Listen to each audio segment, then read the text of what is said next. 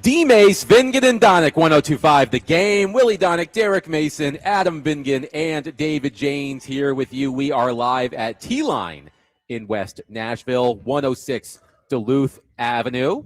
This is where we will be hosting our draft night coverage coming up at 6 p.m. Derek Mason, Big Joe Dubin, Chase McCabe will be hosting our draft night coverage right here at T-Line starting at 6 o'clock. Hey, Adam, quickly. Yes, Derek. Just glance at my video. Tell me what you see. Look at yours on YouTube, and you tell me what you see. Tell me what you see behind me. You see anything behind me? Look at yours. Look over there. What you see behind me? Oh, I see. A Michigan State flag. Absolutely. We represent everywhere. It's as if they knew D-Mace was coming, knew right where he was going to be sitting. Exactly. Perfect. But guys, listeners, friends. Okay. It's draft day. It is draft day. I got a quick shout out before we get into the festivities of the day because we have a lot of stuff to get to. Oh, we got some stuff. But I had a little golf outing this morning with my cohorts from the Preds broadcasting team, and we went out to a very remote location that I'd never been to before. I understand I am not a golfer, but I understand it's not easy to get tee time. So we went out to Montgomery Bell Park. Ooh. It's like an hour away from me. It's keep on going down the road from where we are right here. Keep going out west towards Memphis or go past Bellevue and keep on going. But once we got there, it's a beautiful park. Okay. It's a great place. They got good hot dogs. And I just want to apologize for any damage we did. There were a lot of balls in the woods. It was a motley crew. It was not the beautifully played. We're not going to be mistaken for Augusta anytime soon. But we did have a blast. The rules were not always followed. But to Nick Barnowski, probably the best golfer of the four. Big Hal Gill, Skillsy, was hacking it around out there. Myself and Lindsey Raleigh. Okay. So that was the foursome. So we did not do too much damage, I'm happy to say. That's an eclectic foursome. A very eclectic foursome. I got out of there after 9 holes. I felt pretty good about myself. And I got a few pictures after I left that were questionable about the behavior after I left. So I'm not responsible for anything happened on the back 9. Good to know. You have an alibi. Absolutely. I have an alibi. Yeah. Speaking of alibis, we are going to talk about the NFL draft, of course. The first round starts tonight. Easton Freeze of A to Z Sports will join us at 4 o'clock to break down the Titans angle.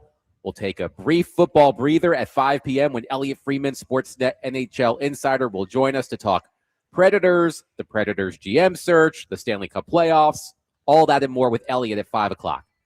But before we get to the NFL draft, we have to get to the latest in the Mike Vrabel, Diana Rousini scandal. And I said this the other day, guys. I'm ready for this story to just go away. And we've been talking about it for the past few weeks when there have been major developments. Yes. When the photos first came out in the New York Post, when Diana Rousini resigned from The Athletic, earlier this week when Mike Vrabel decided to, quote-unquote, address it in a news conference.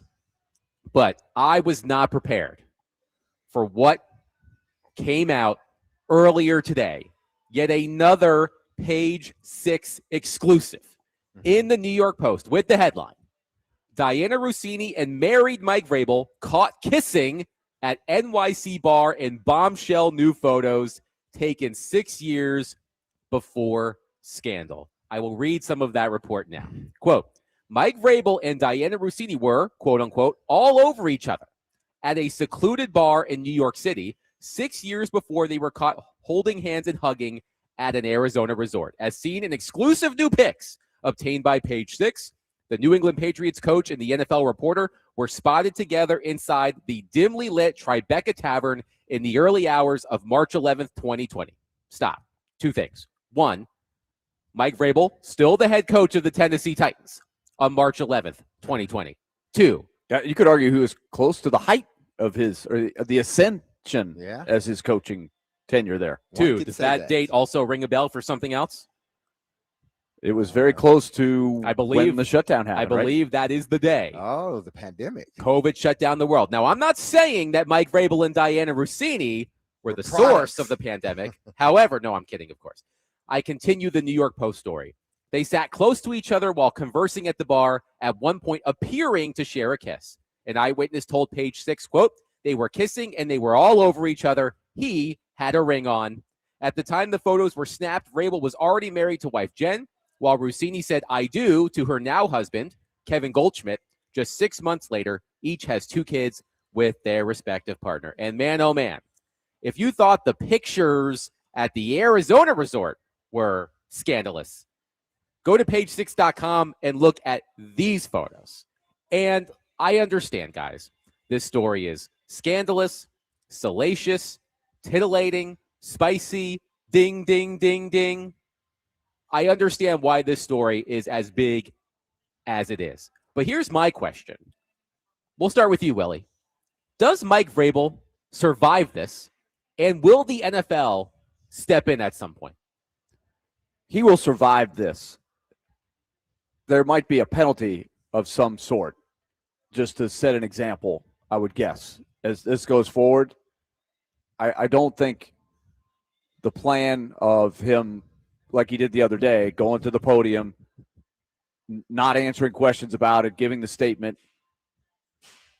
My guess is his hope is that would be the beginning of the end of the story. Clearly it's not. I still don't think it rises to the level of they're going to suspend him or fire him or anything like that. But I feel like there might be some sort of example set in penalty. What do you think, D? I'm not sure. I'm not as confident as you. You think it could go that far? I think so. From this standpoint, when the pictures first came out, we all should have assumed that there was more, because no one just took those 2, and seemed like they were professional pictures. No one just took those 3 professional pictures and leaked them, and that was it. That's all they had. No one does that. So you had to have assumed, okay, there may be something else come out, but maybe he comes out and he jumps on it and say, "Hey, listen, it was what it was. I'm sorry. Apologize to his family. I'm gonna take a little time off." Whatever. But that would have been better. But no, he said it was laughable. So they said, okay, all right, it's laughable. And then Rousini, she resigns, quote unquote, resigns. All right. And then Vrabel has his press conference again with another chance to say, "Hey, listen, I messed up. Yeah.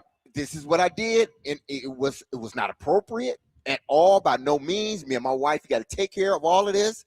We're going to do that as a family." He didn't admit to anything.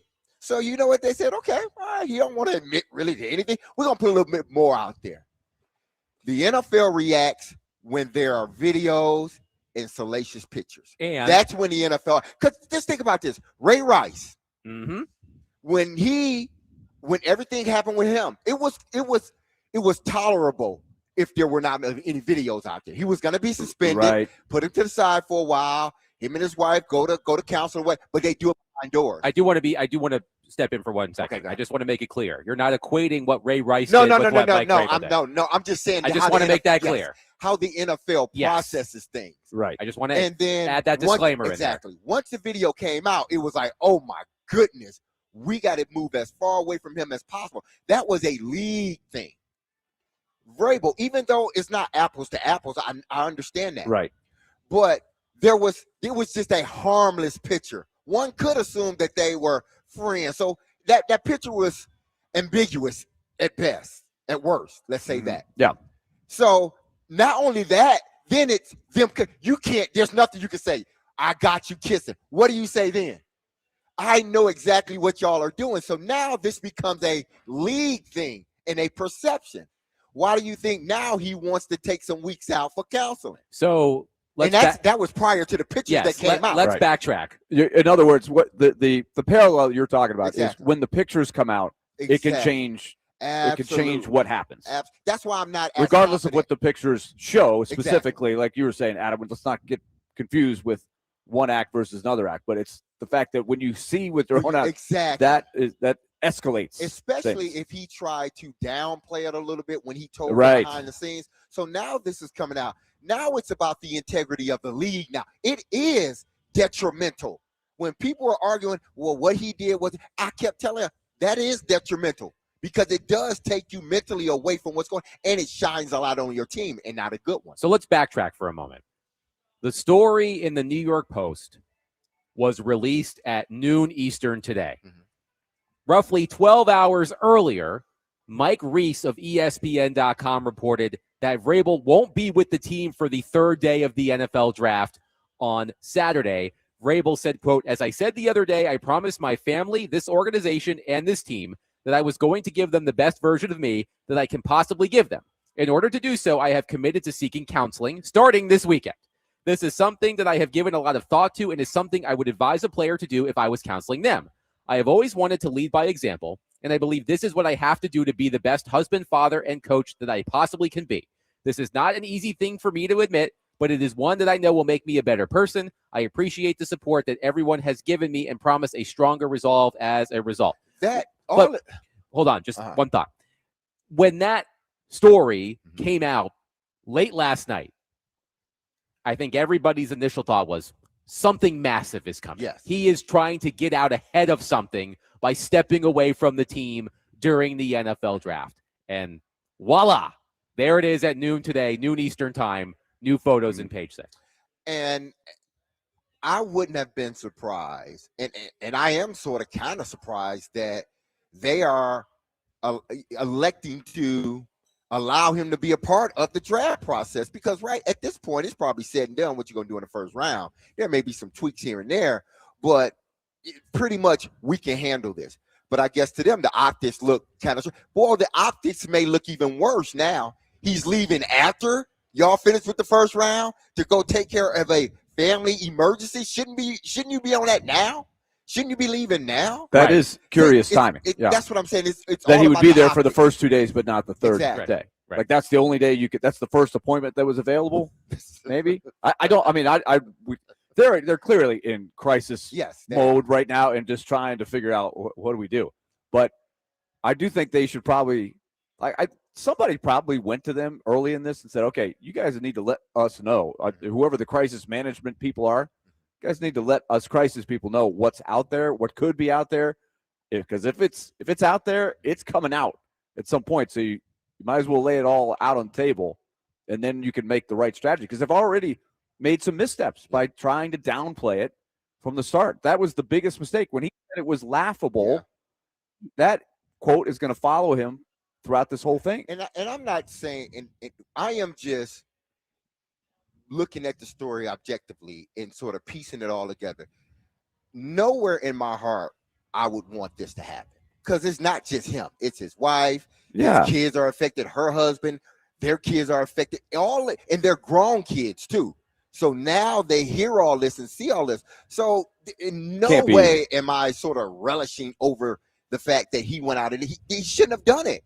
Plain and simple. We all know that, but he's not perfect. I get that. So, but I am just basing it on the sort of the sequences of all of this and putting all of it together. And objectively, if it was anybody, this is what it looks like. Here's something interesting I read today from Michael McCann of Sportico, who is a lawyer, I believe.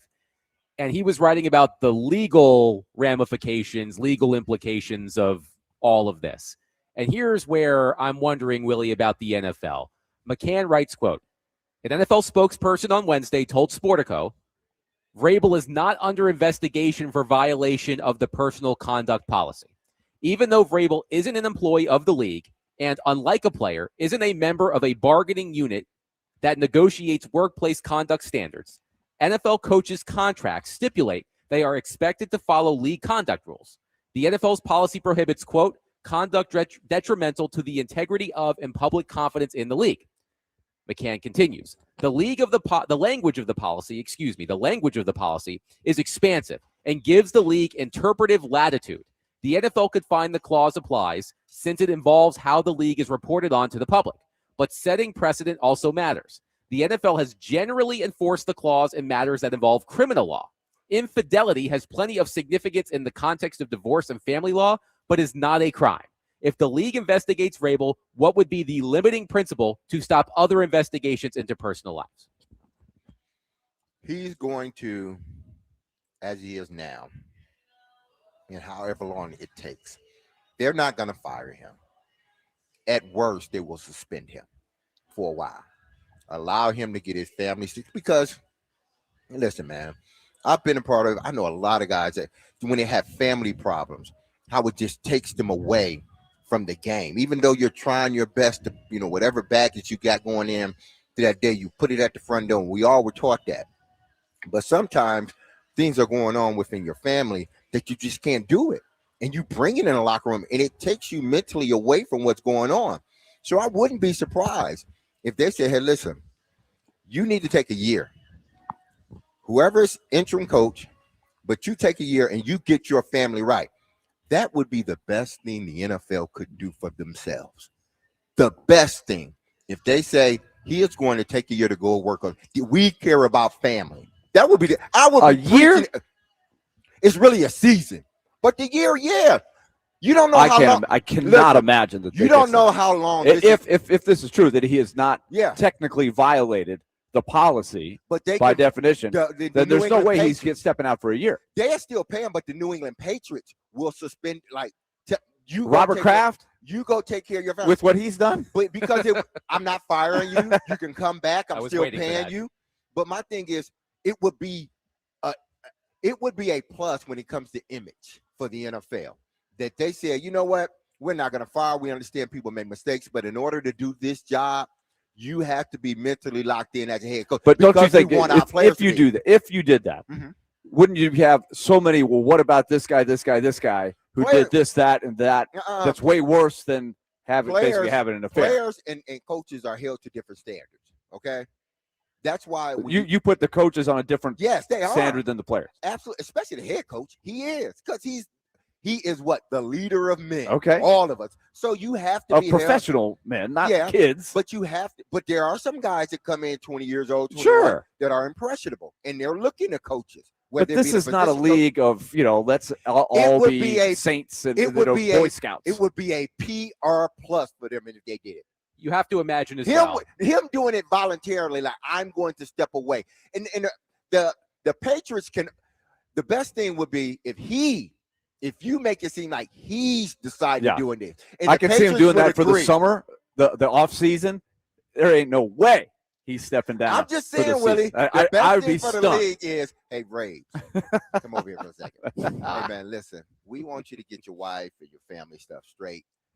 So we all came together and said, and decided that we think that you should think that you need to take a year off to go work on your family. We're going to allow you to say it, and we're just going to agree with it.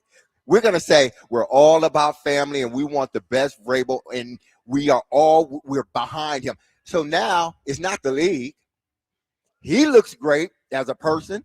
The league looks great as an entity, and the Shield is progressed even further. I think Derek has a second career as a crisis manager. I do have to imagine, though, before we go to break, that the NFL is seething that one of their biggest days of the year, the first round of the NFL draft, is being overshadowed by this story. 615-737-1025. I know you want to react to this. I see your phones. I see your text messages. Keep it somewhere between PG and PG-13. 615-737-1025. We'll continue the conversation and take your reaction coming up next. Today, the Nashville Sounds take on Charlotte. First pitch is at 6:05. Catch all of the action on 94.9 The Fan, presented by Family Leisure and Social Cantina.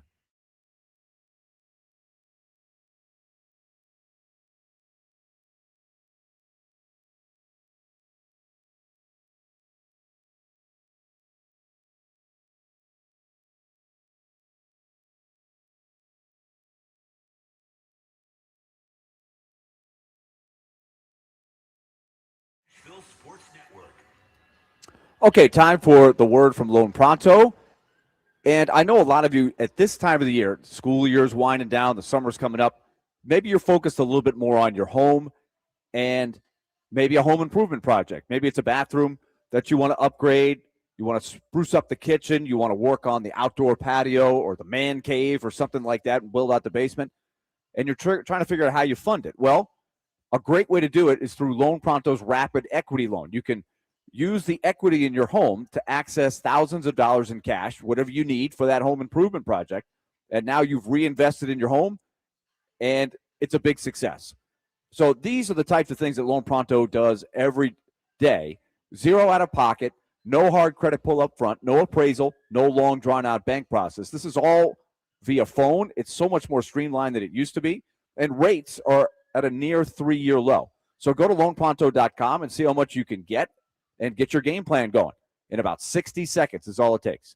615-499-5780. That's 615-499-5780 or loanpronto.com. Equal housing lender, NMLS 166-1781, NMLS consumeraccess.org.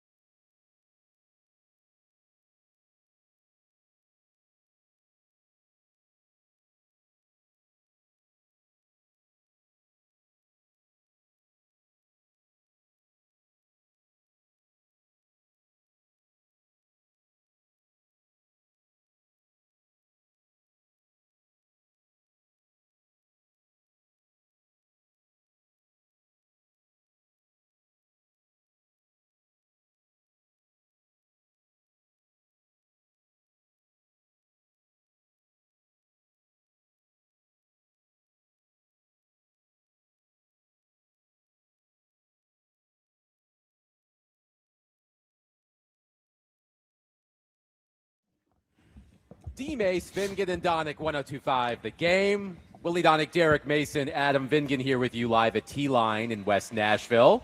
It is draft day, and we will get into the NFL draft. Don't you worry. Easton Freeze of A to C Sports will join us at the top of the hour. But a lot of you have reaction to the latest bombshell photo dump from the New York Post, allegedly capturing Mike Vrabel and Dianna Russini smooching 6 years ago. These photos were reportedly taken in March of 2020. So I said this before the break. I'm going to repeat myself. We will take your reaction, 615-737-1025. Please keep it somewhere between PG and PG-13, okay? That's all I ask. Let's go to Bob on our phone line, driven by WilsonCountyHunting.com. Bob, thank you for calling and waiting. Please go ahead. Hey, guys. This whole Hello. Vrabel thing, I think, is unbelievable. One thing I think is funny, I'm going to use Vrabel's own photo of being laughable. I don't know if y'all saw the little snippet this week where supposedly Vrabel comes out every morning and leads his team in scripture. I did not see that. Me either. Yeah, you do that, and then this is all coming out, so that's obviously a PR move to try and make him look better. But I would be curious as far as the punishment, how they punish him versus how they punish James Pierce out of Atlanta. Thank you for the call, Bob. Well, again, it's a different situation because what James Pierce did in Atlanta, allegedly, was a criminal act. This is not a criminal act. It's a lack of morals, but I can't... Ethics on some level? Yes, but I can't compare the two in that way. But Derek, actually, let's get some more of your reaction before I ask you that question. Let's go to Kevin on our phone line. Kevin, thank you for calling and waiting. Please go ahead. Hey, guys. Appreciate you taking my call. One of the things I wanted to touch on, and I really want to ask Derek about this, and this is what drives me nuts about this Vrabel situation, is Miss Amy got slaughtered over the firing of Mike Vrabel. I've heard that it's because he lost games or whatever, but the way that information gets around today, my guess is they knew something like this was going on in the organization. They went ahead and got rid of him and never said a word, which shows a great thing about them and their character. And I think as a fan base, we probably owe them a big apology. But my question was to Derek, I'm sure he's been around her and knows what type of person she is, because somebody was like, he will never get fired from this job. And I'm like, yeah, maybe not from Kraft, who was, out soliciting prostitution. Of course he's not, but from a female with a different perspective and what she wants her team to look like, could that ultimately be the reason? Because when you're removed from going to the Super Bowl and having as great a record as he did, and a GM gets fired and you have a bad run, you typically would not fire a Hall of Fame, super popular coach over just because they had a bad run and a ton of injuries. So I wanted to ask that. And on the other subject that's going on tonight, I'm on Love Train. I'll hang up and listen, guys. Thank you. Thank you, Kevin. And Thank I'm glad you, Kevin brought that up, because that's where I was leading you. Because before the show, you were talking about this and wondering if the Titans had some sort of inkling that this could have been happening while he was under their employ. Yeah, that was one of my first initial thoughts. But quickly before I say that, there has already been a precedent set, not in the NFL, but in the NBA, and that can trickle down to other leagues. That, listen, infidelity is looked at a certain way, and I know, that infidelity had to do with, someone else's husband within the building, but it's still an infidelity. One team chose to fire a coach, and it seems like the other team at this point is choosing to keep their coach. But there has been a precedent that has been set when it comes to sort of a moral view. It also didn't hurt that they had a great year. Exactly. Last year. If they were 4-13 last year, it might be a little exactly hotter water, a water. little bit different. Yeah. But I thought this, because Amy comes off as, and when I say comes off, it doesn't mean that it's a bad thing, but I haven't been around her like all the time. So the times that I've been around her, heard her speak or whatnot, she comes she presents herself, and I believe it's true, as this person of high moral character, and she's a faithful woman, and that's probably how she that's how she wants to run her organization, with high morals and a sense of faith. And then when you see something like this happening, you almost think like, did she know something beforehand that because she remember she had just signed him to an extension the year before. And again, the initial pictures were not the first pictures, and whoever thought, well, they were not the only pictures, and whoever thought that those were the only pictures, I think we were kind of losing sight of the big picture. They probably knew all of this stuff, like the caller said. So I've been sort of thinking, but y'all know I'm a conspiracy theorist anyway, but still, it sort of falls in line with what I think about the owner here, and what has happened. And it goes as far back as to him being coached here. And then all of a sudden you redo his deal. And I know you did the same thing to the GM. So I'm not sitting here and trying to say, well, the GM is not a part of this, but you fired the GM first because you believed in the coach. And then all of a sudden you don't believe in the coach anymore. So I'm not saying that was the only factor or the biggest factor, deciding factor, but I think it probably had something to do with it, if indeed they knew about it. Rob in Clarksville on our text line says, remember the Urban Meyer at the bar picture? Yes. How did that work out for him? I think the Patriots are going to have to let him go just because of distraction. But Jacksonville did not let him go because of that picture. It was other stuff too. That didn't help. But they were woefully losing in a terrible, Wasn't he accused of kicking a player too, Urban Meyer? He was. Was it the kicker? It was the kicker, yeah. Yeah. So there were other things that sort of kind of built up. But it's not like that. they saw that picture and suspended him on the spot. He apologized and did the dog and pony show. And that was just one of many things. Continued to be the coach, but you knew his days were probably numbered whether that happened or not. So I don't know if I would say that's the reason he got fired. It was one of probably. One of many. Yes. Yeah. Matthew from Jolton says, for me, it doesn't bother me. It was two consenting adults making a choice. Do I think it's idiotic? Yes. Immature? Yes.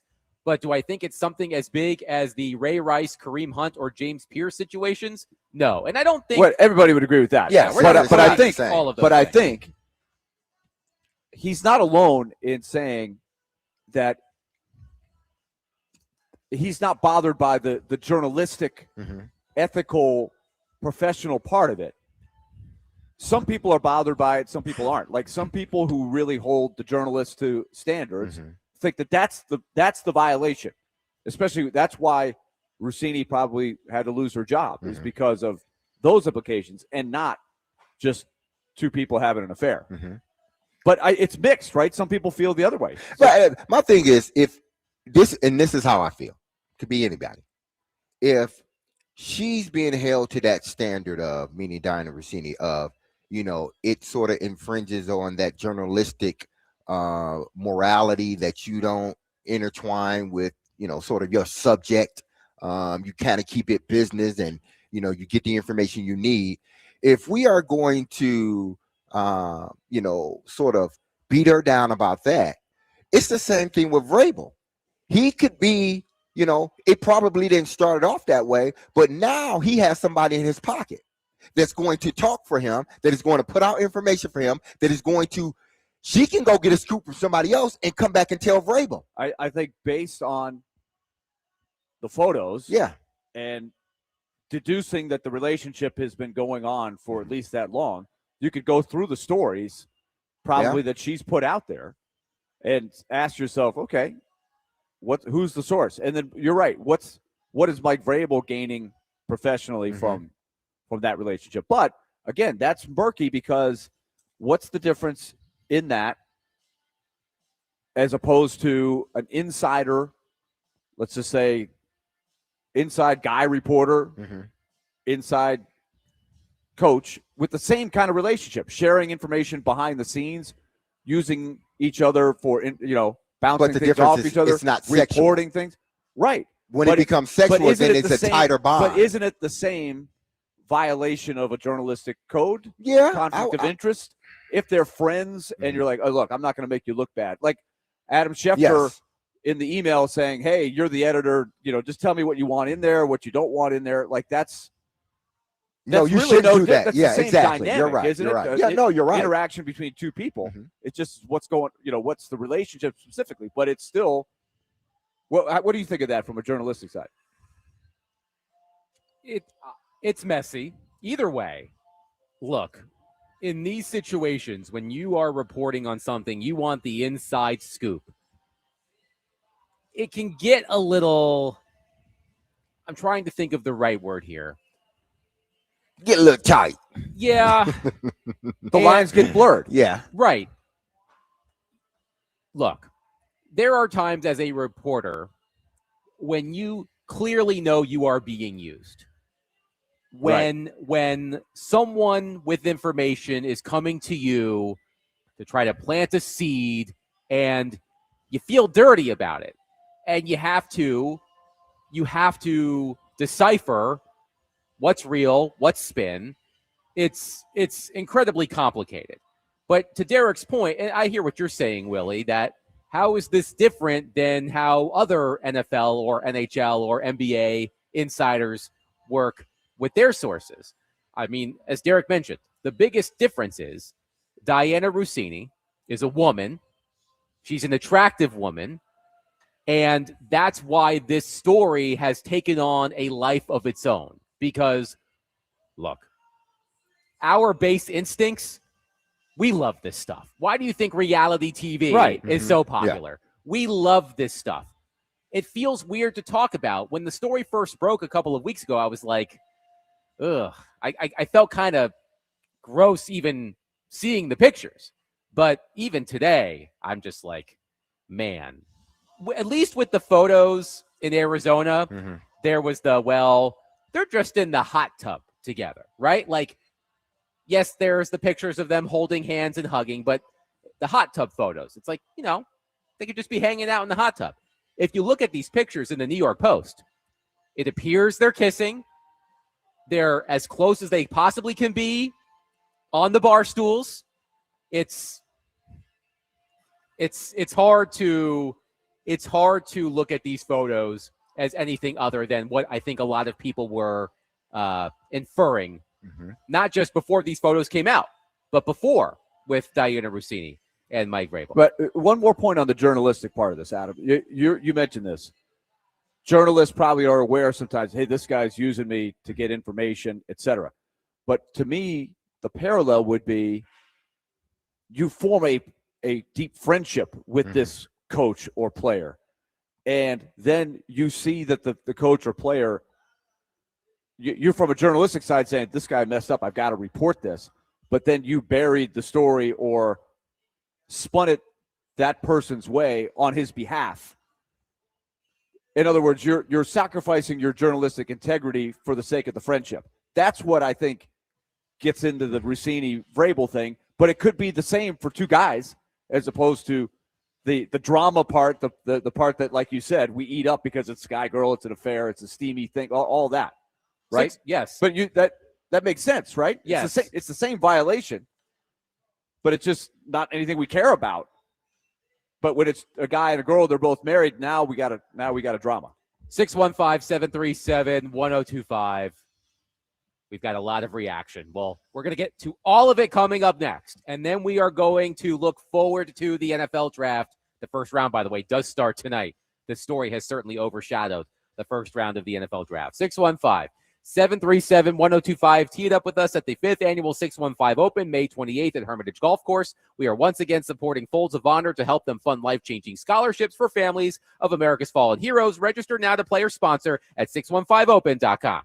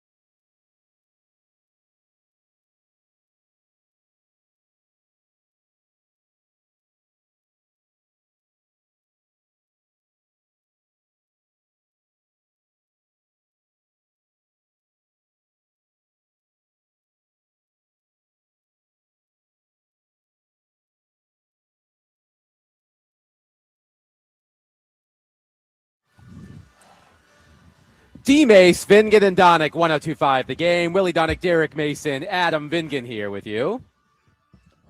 Working through some technical glitches, but we are back. 615-737-1025. Easton Freeze will join us at the top of the hour to discuss the NFL draft. We will wrap up our conversation here on the bombshell photos, the latest bombshell photos of Mike Vrabel and Diana Rousini in the New York Post.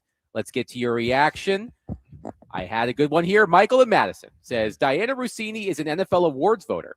The MVP race between Drake May and Matthew Stafford was the closest a race has ever been. Is there some sort of smoke the NFL can look into when it comes to her voting record with this knowledge of her relationship with Mike Vrabel? Well, Mike Florio reported a few days ago that the Associated Press had not responded to 2 emails from Pro Football Talk asking about her awards ballots. And that is part of the equation. You do have to factor in potential biases with Diana Rousini because of this alleged relationship with Mike Vrabel. Mm-hmm. I agree. It's a fair point, but I will bring up the point I brought up in the last segment. Is that any different from a bias that any number of guys could have, or women who do not have a physical relationship, that you're just close friends? You're like, hey, it's close between Adam and Derek, but hey, I'm good friends with Adam. I'm not good friends with Derek. I'm going to give Adam my vote. I'm sure that's happened, right? Yes, I will answer that. Yes, that does happen in this world. However, it hasn't been splayed all over the New York Post. Yes. Right. That's it's the same. biggest It's difference. the same concept. Yes and no. Okay. That's it's yes, I understand what you're saying, but even in that, sometimes you can't. There's no way to prove. There's no way to prove it. Exactly. Yeah. There's no way to prove that friendship, no matter what. No matter, unless you see them hanging out at each other's house and this and that and always together. There's no way to really prove that friendship go beyond just working and good. But in this case, you can. Why? Because it has pictures. the intimacy overtone of it, in the pictures. Let me give you, Willie, a personal example.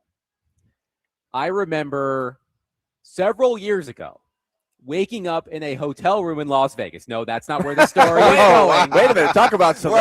I remember several years ago waking up in a hotel room in Las Vegas to multiple texts and emails and calls about Austin Watson being arrested. Remember former Predator forward Austin Watson?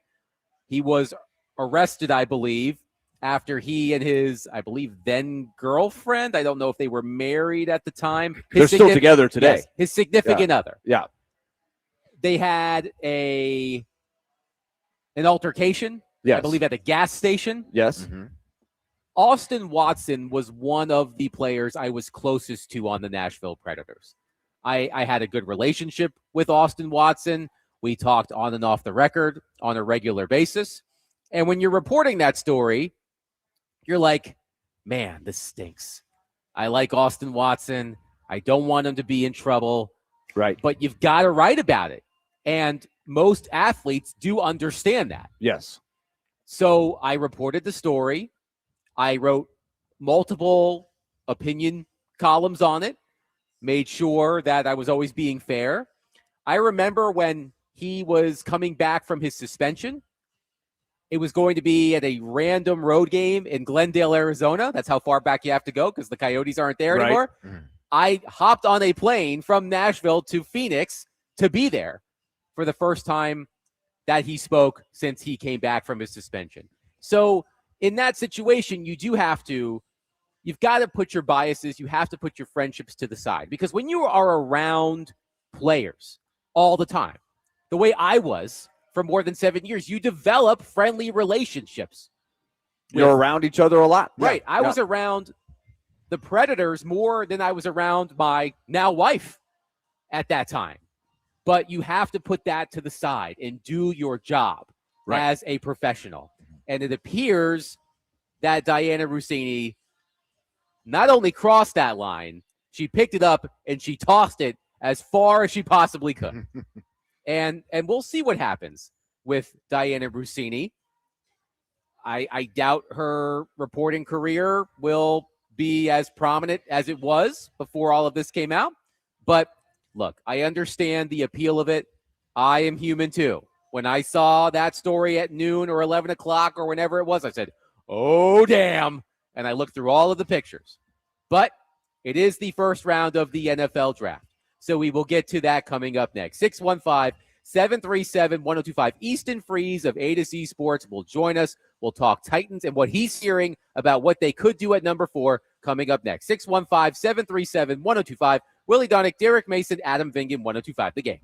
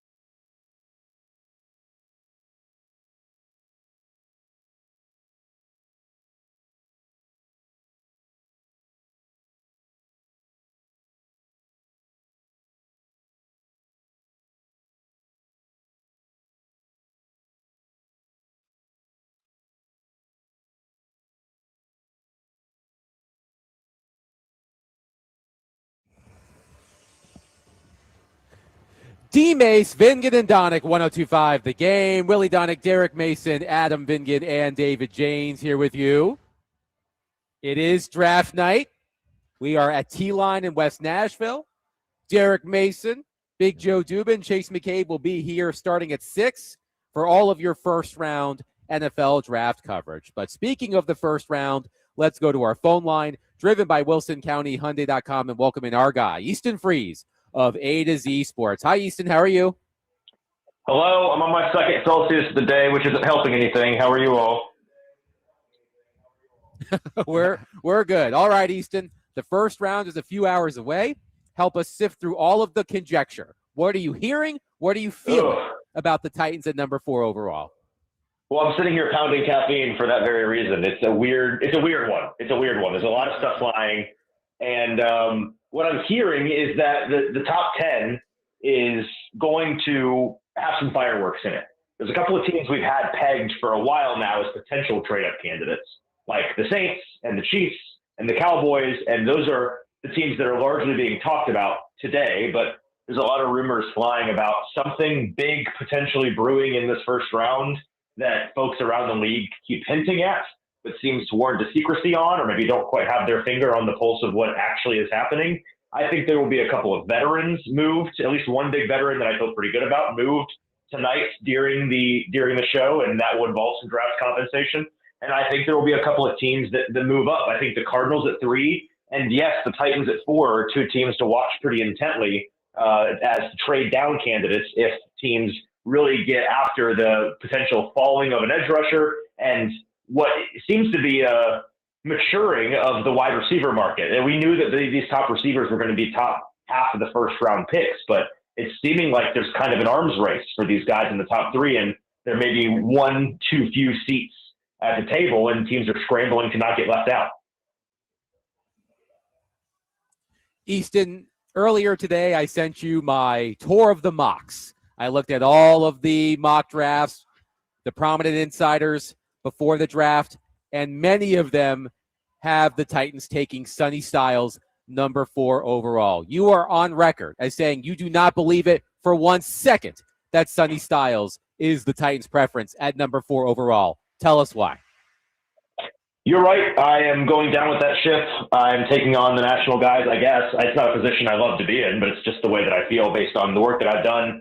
I've talked to enough people that have given me good information on this, and I think just logically speaking, putting sources and intel aside, it just doesn't make a whole lot of sense for the Titans to pass on one of Jeremiah Love, Arbel Reese, or David Bailey, who one of them is required to be there mathematically at 4. I also think, like I said a minute ago, their appetite to trade at either 4 or 35 is pretty healthy. And here's a fact for you. This front office would really like to come out of this weekend with more top 100 draft capital, whether that's this year or next year. That you can kind of pencil that in as a recurring fact year over year until further notice. But that is definitely the case for this weekend. And so with those 4 options on the table, the 2 edge guys, the running back, and a trade down, Sonny Styles, I understand why people on the outside see it as a fit. And obviously there's a lot of folks that see him as the top defender. Some folks even see him as the top football player prospect in this class. So I don't think that he's some terrible top 10 pick by any means. It's really the nature of his position, being an off-ball linebacker, which to me, for my money, it's the least impactful of the starting 22 players on a football field on offense and on defense. We've seen Robert Saleh maximize that position in his defense and make it more of an impact position, and that's an important point.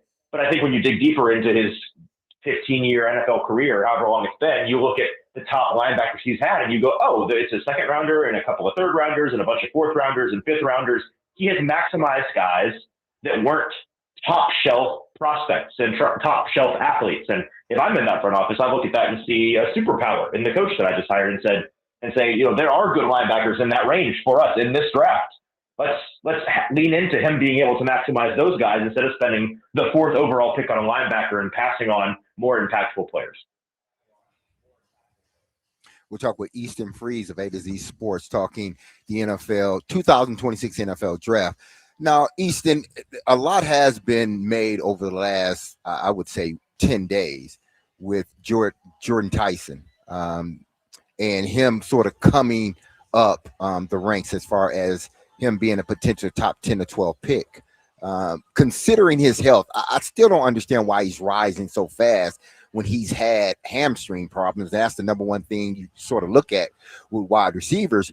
But do you think if the Titans do indeed move down, which one of those guys do you think they have the potential of taking? Carnell Tate or Jordan? It's a good question, and it really depends on where they trade down to, right? Because I'm starting to think that Jordan Tyson certainly won't be available outside the top 10, and I question whether he's available beyond, 5. I think the Giants could take him at 5. I'm not saying they will, but that's where that starts for Jordan Tyson in my mind tonight. The reason why he's being talked of so highly all of a sudden is because of the medicals. Like, if he came in to this draft cycle with a clean bill of health and no history, I don't want to say he would be the consensus top wide receiver, but we would have spent the past 3 months at least debating Carnell Tate versus Jordan Tyson, because a lot of evaluators look at him and see Stephon Diggs. Like, that's the caliber of player, that's the athleticism and the talent that he brings to the table. He's a really enticing prospect when he is on the field and healthy. And it's just that repeat injury risk that you have to look at in a way whether or not that is indicative of long-term issues or structural issues, or whether it's just a string of bad luck. And it's really impossible to say, but they say, like, the best indicator of future injuries are past injuries. And so teams have to weigh that for themselves. I think the Titans are the kind of team, Mike Vrabel is the kind of GM who would want to go with the safer option. And so I would bet he likes Carnell Tate a little bit more from a safety standpoint, but that's just a guess on my part. Yeah, I would be with him, Easton, in that regards, just because, like you said, the medicals. If the medicals were not there, then I think you do have a serious decision to make whether you're going to take Carnell Tate at whatever space or Jordan Tyson before him. But you've covered drafts over the years, and I'm sure there have been drafts where you looked at it in the first round and within the first 5 or 10 picks, it's like, holy crap, what's going on? Things are moving. Do you expect this draft to be like that? I still think that the first 5 players off the board are relatively predictable. What's unpredictable is in what order they'll go and whether or not teams will trade up or down out of the top 5 to make the picks. Like, I still think the first 4 players, I feel real good about the first 4 players being Mendoza, Reese, Bailey, and Love in some order to some teams. And then we get to 5 and it gets tricky. I still think that it's a question of whether it's Tyson, Sonny Styles, or Caleb Downs there. And that seems to be kind of a rotating wheel right now. It's hard to pin that down. But once we get into the late top 10, early teens, that's where I think things could start to get a little bit crazy. Because again, the arms race, that's what we really have to look at and say, what are teams racing for in this round? Because that's what's going to drive results in terms of trades.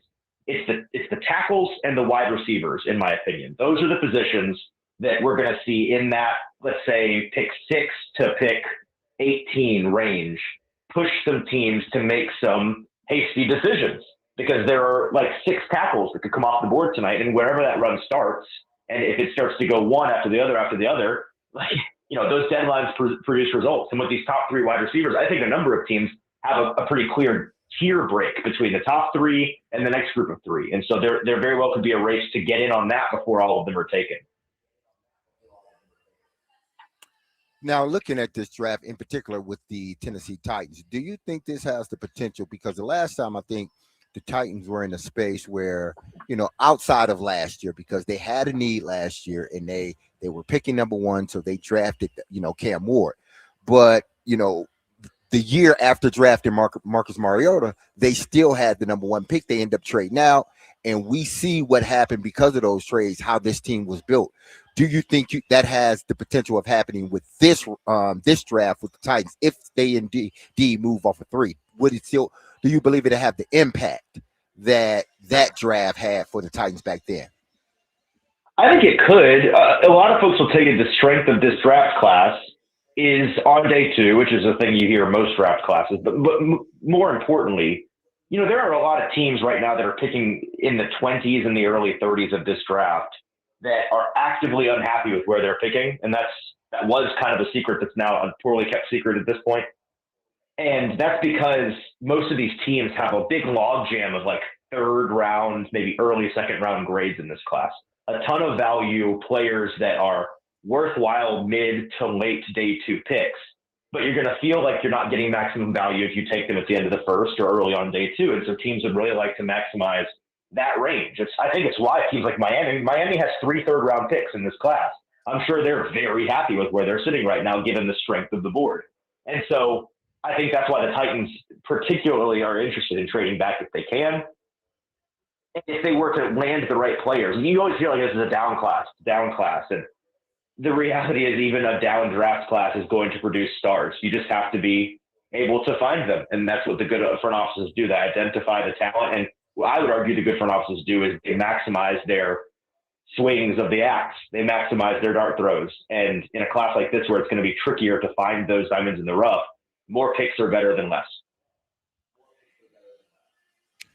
Easton Freeze is with us, A to Z Sports. And Easton, this is a tricky one to answer, but I heard Albert Breer on the MMQB podcast. He listed the Titans as one of the teams that would really like to trade down. Do you think that jives with what you've been reading here? Would they really like to trade out of that pick if they get the offer they're looking for? Yes. Yes, they would. I mean, I really don't have much more to say there. They would. The way that I keep describing it is their appetite to trade out of 4 and 35 is very healthy. And they would like to come out of this draft with more top 100 capital. That's a fact. Now here's a little bit more context for you, because that's a bad answer for radio. I don't know where the line is between them liking the prospects available to them and a trade down. Like last year with Cam Ward, Mike Organzi said aloud, and I think was telling the truth, when you think you have the quarterback, you take the quarterback. You say no to all trades no matter what. And that's where they were last year. That's obviously not where they are at 4 this year with these guys that could be there. Now, I feel pretty good about them really liking Arvell Reese and really liking David Bailey and really liking Jeremiah Love. But how much do they like them if the Cowboys came calling with the 12th overall pick, or the Chiefs came calling with the 9th overall pick, or the Saints with the 8th? And if that meant they could add a pick tomorrow, or a top 100 pick in next year's class, which is thought really highly of at this point. I just don't know where that line is, and we're going to find out tonight. Yeah, I think that is a central question, because I think it would be doubly tough, probably, given the fact that Robert Saleh is a first-year coach. I would think the way I would be wired if I'm a new coach, I would like the weapon in my arsenal when I take the field for the first time, as opposed to trade down, get lower first-round picks, maybe even picks for next year, even though that's maybe the best play long-term. You talked about the throws of the dartboard, all of that stuff. That might be the best way to build a roster. But from a human standpoint, and Robert Saleh, that would be tough. Of course, it's not Robert Saleh's choice.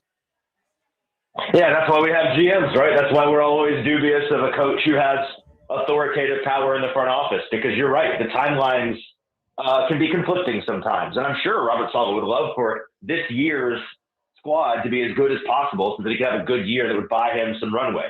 There's always a spin zone to it, though, right? Like, if the Titans were to trade out of the first round this year entirely and add a couple of really nice picks next year and feel like they won the draft with some value but didn't quite come out of it with a whole lot of help now, does that frustrate him in the immediate term? Yes.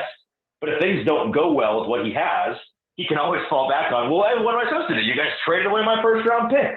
We're focused on next year. You saw the front office. They put it all on next year. We're on to next year. Easton, you referenced earlier you're expecting some fireworks in the first round. I need you to spill some tea, my man. What are some of the things you think are going to happen in the first round? Oh, I wish I had a really firm grasp on all of what I've heard to tell you. It's a lot of rumors and stuff that I can't put my finger on exactly right now. There are a couple of things that I feel decent about, but I don't want to go on record saying that they're going to happen and then they don't happen. Like I said, I think that there will be a veteran traded, at least one veteran, maybe a couple of veterans traded tonight. Stars in the league that change teams, and it involves first-round picks or maybe high second-round picks. I think that there will be a couple of trades in the top 10 from some of those teams that we've talked about. And I think it's going to be interesting. So I'll leave it at that. Okay, I'll ask you one more. All right. Which team in the first round has the greatest potential to throw a grenade into the proceedings and just completely turn the first round on its ear?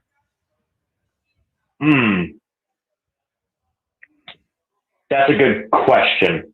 I hate how Cowboys-centric our lives are, but I'm kind of forced to say the Cowboys because the late-breaking rumors today are, and of course the Cowboys are armed with 2 first-round picks. They've got 12 and 20.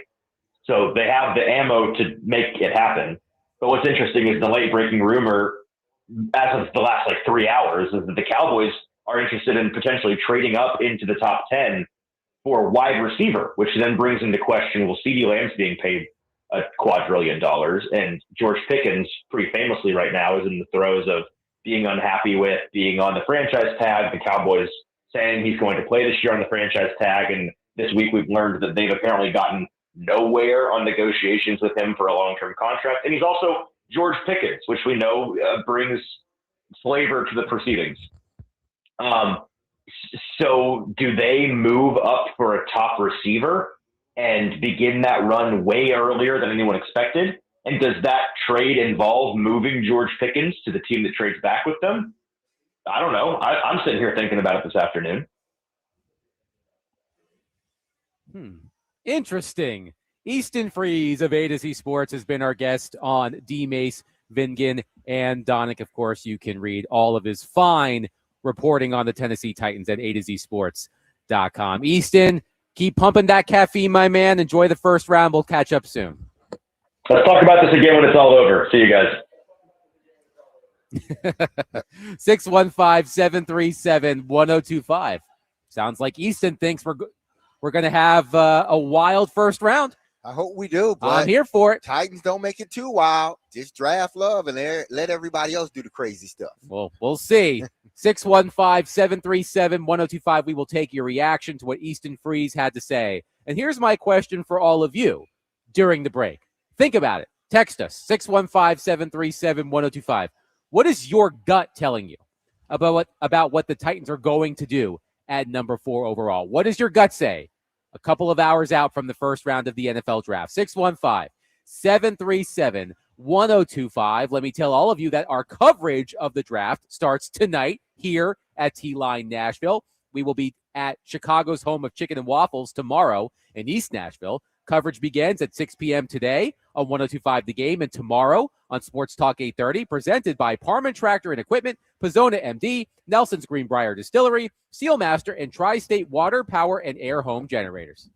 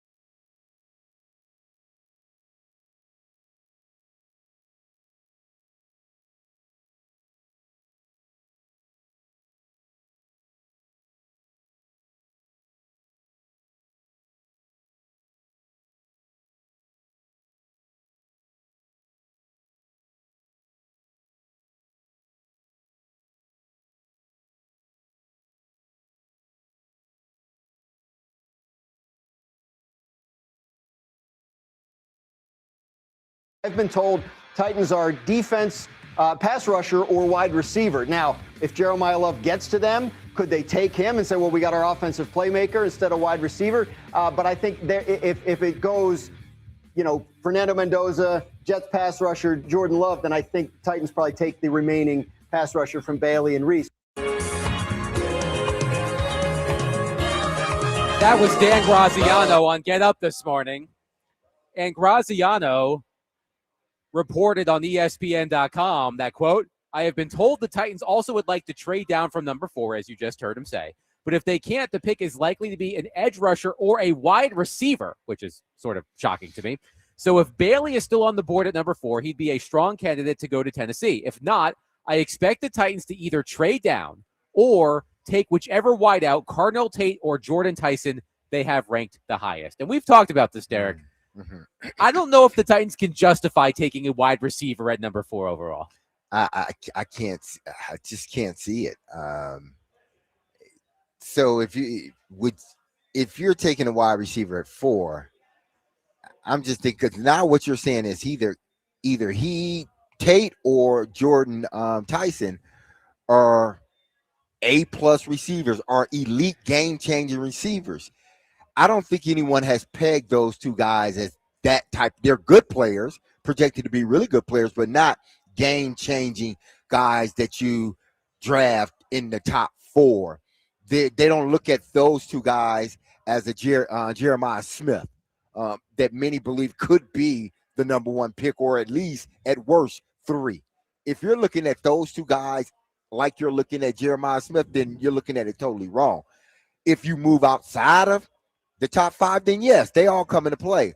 But top 5 at 4, I think Titan fans would be really disappointed. Really disappointed. Let me ask you this question, Willie Donick. Which outcome tonight would have Titans fans most up in arms tomorrow when our show starts at 3 o'clock? I think if they do what you're saying, a player that is not in most of the mock drafts as high as number 4, if they take a person like that, maybe the other wide receiver besides Tate, they do that, I think you'll have a big reaction for sure. But here's a question. If they don't like who they have at 4, whoever falls to them, let's say it's Vrabel-Rousini, and they're thinking, well, Vrabel-Rousini doesn't fit in our defense, whatever justification they have. Do you think they already know what is on the table for trade downs, or do you think the best trade offer they will get will be when they're on the clock? In other words, the Cardinals take Love and throw everybody off, and like, whoa, the Titans are sitting there. They've got Vrabel-Rousini on the board, or Bailey maybe, outside shot that it's him. Elite pass rusher, other teams like, wow, didn't expect that. Let's call the Titans. Do you think the best offer is yet to be offered to Mike Borgonzi? I think it's yet to be offered. I think they know where the floor is, but you're not going to know where the ceiling could potentially be or is until that person makes a move in front of you. Because don't you think that would be, especially for a relatively new GM and a first-year head coach, because there have been decisions that affect franchises that are made when you're on the clock, right? Exactly. You get a call you're not expecting, and all of a sudden, wow, didn't know we had this. Do we want this? Yeah, but I think only happens if whatever the Cardinals do at 3, or who's picking 2? The Jets. The Jets. Right. Those 2 teams will affect, I think, how or what is presented to them at last minute.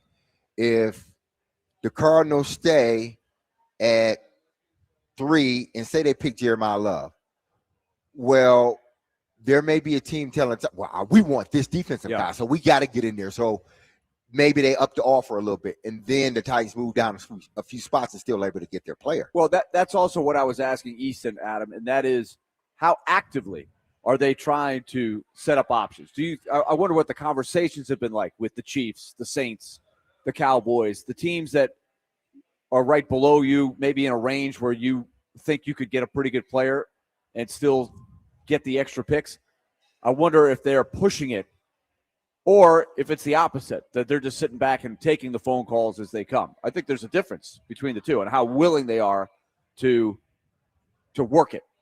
I mean, if I learned anything from watching the movie Draft Day, it's that pressure can make GMs do crazy things. Right. Yeah. But that's what they didn't do last year, right? They didn't shop around and really – it sounds like they were like, well, we made up our mind. We're taking Cam Ward. That's it. Like, I wonder if somebody had called and upped what the Giants offered. Like, the Giants offer was a very good offer. They obviously were aware of that.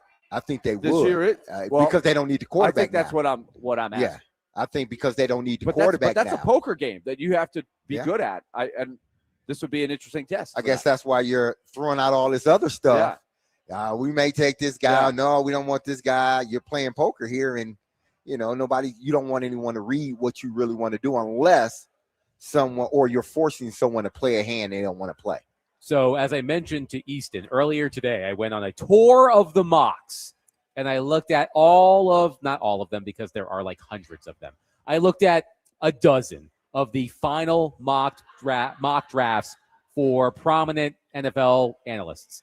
Here is what I found. Matt Miller and Rich Eisen of ESPN both have the Titans drafting Jeremiah Love. Derek Mason likes that. Peter Schrager, Daniel Jeremiah, Field Yates, Lance Zierlein, Bucky Brooks, and Todd McShay all have the Titans drafting Sonny Styles. It's going to be at Love. Number 4. Albert Breer has Arvell Reese, and Dane Brugler has David Bailey. So that was my tour of the mocks. Which tells me it's going to be about Love. 10, 12, 15 people? Hold on. 1, 2. I'm going to count out loud. This is great. those are heavy hitters. 2, 3, 4, 5, 6, 7, 8, 9, 10.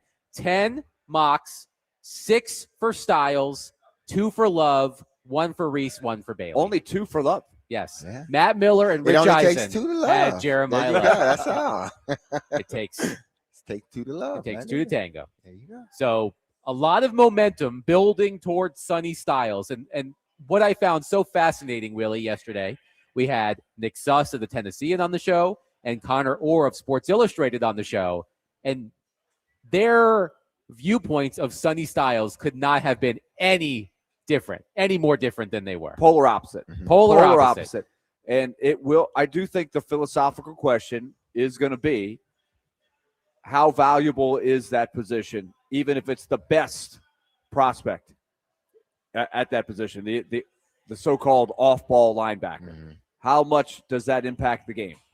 That was Nick Suss's, because if you ignore that, then I think you have an easy time saying, well, this guy's a freak. This is a guy we want. He's perfect. But if you look at it the way Nick Suss looks at it in the analytic world of what is the true value of that position, it just doesn't impact the game as much. And therefore, you can't justify the 4th pick, Sonny Styles.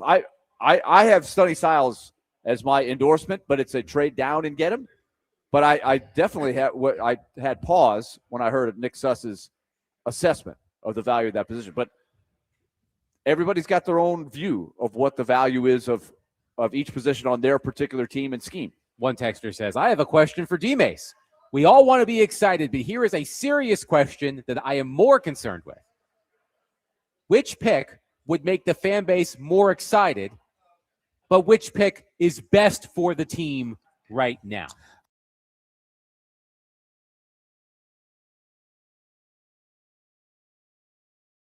They were to draft Sonny Styles, I think there will be a part of the fan base. I don't know how big the fan base a part of that is, but that would be disappointed because maybe they wanted, somebody else. Maybe they wanted Arvell Reese and the Titans chose to take Sonny Styles. It could be that way if they take Jeremiah Love, somebody could have wanted Sonny Styles and like, man, well, as long as he comes in here and do exactly what that pick demands you to do is come in and be a player day one, then they're okay with it. My stance is, do I want Love? Yes. Do I think it's best for do I believe that he's probably the popular pick? Yes. But he also can help change this franchise too. It's not like you're drafting, a kicker just because everybody loves him and he can, boot the ball about a million yards high. he's the favorite pick amongst the crowd, but we're not going to take because he does nothing for our team.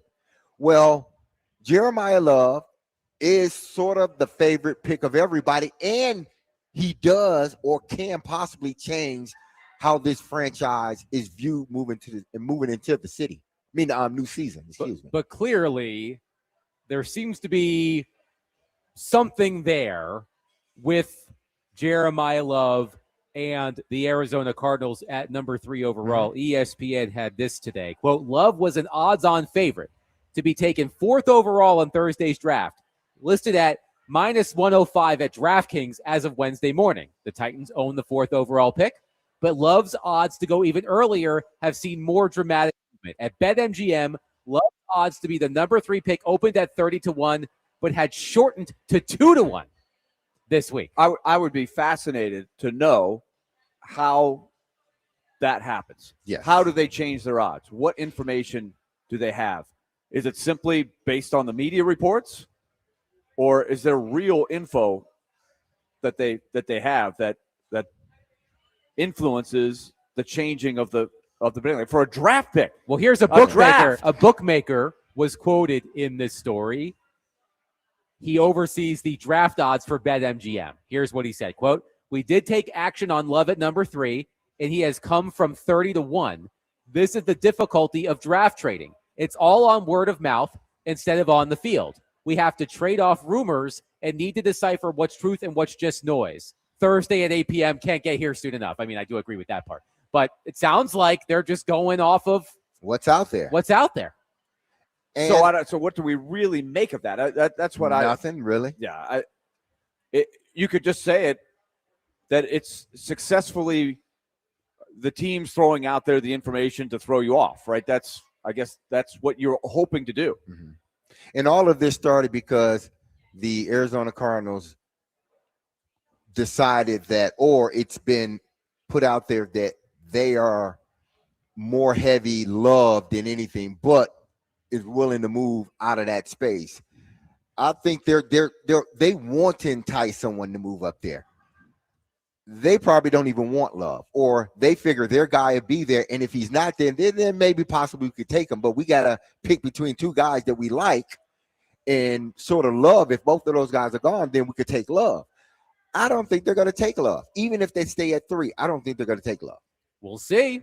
Soon enough. 615-737-1025. Our phone and text lines are driven by Wilson County Hyundai.com. We'll continue to take your reaction ahead of the first round of the NFL draft. Our draft night coverage starts at 6 o'clock with Derek Mason, Big Joe Dubin, and Chase McCabe. Elliotte Friedman, Sportsnet NHL Insider, will join us at the top of the hour. 615-737-1025. All of our offseason coverage here on 102.5 The Game is presented by Tennessee Brew Works, finely tuned craft beer for finely tuned fans. Tennessee Brew Works, official craft beer of the offseason coverage here on 102.5 The Game.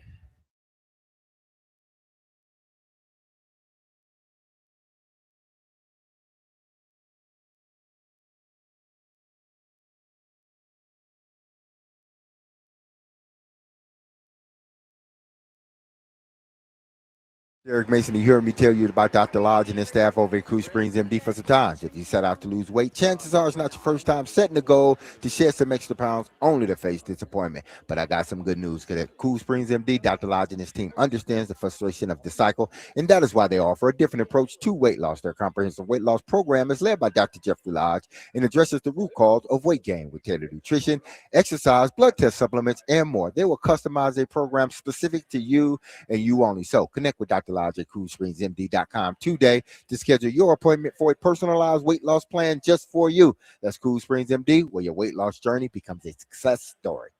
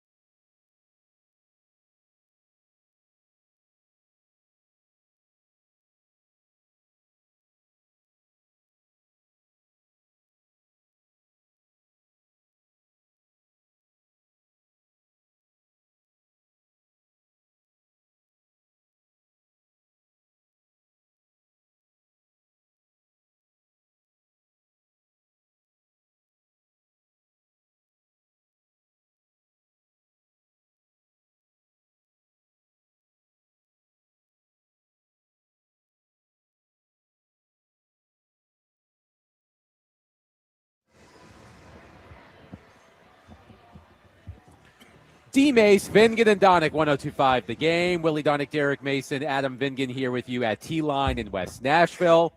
Elliotte Friedman, Sportsnet NHL Insider, will join us at the top of the hour.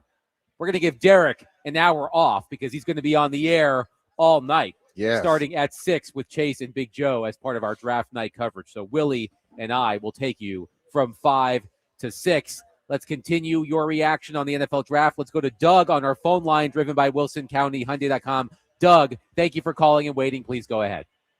Hey, good evening, man. I'm going to try to give my best. We all look forward to Memorial Day being the first official day of summer, right? Mm-hmm. Yes.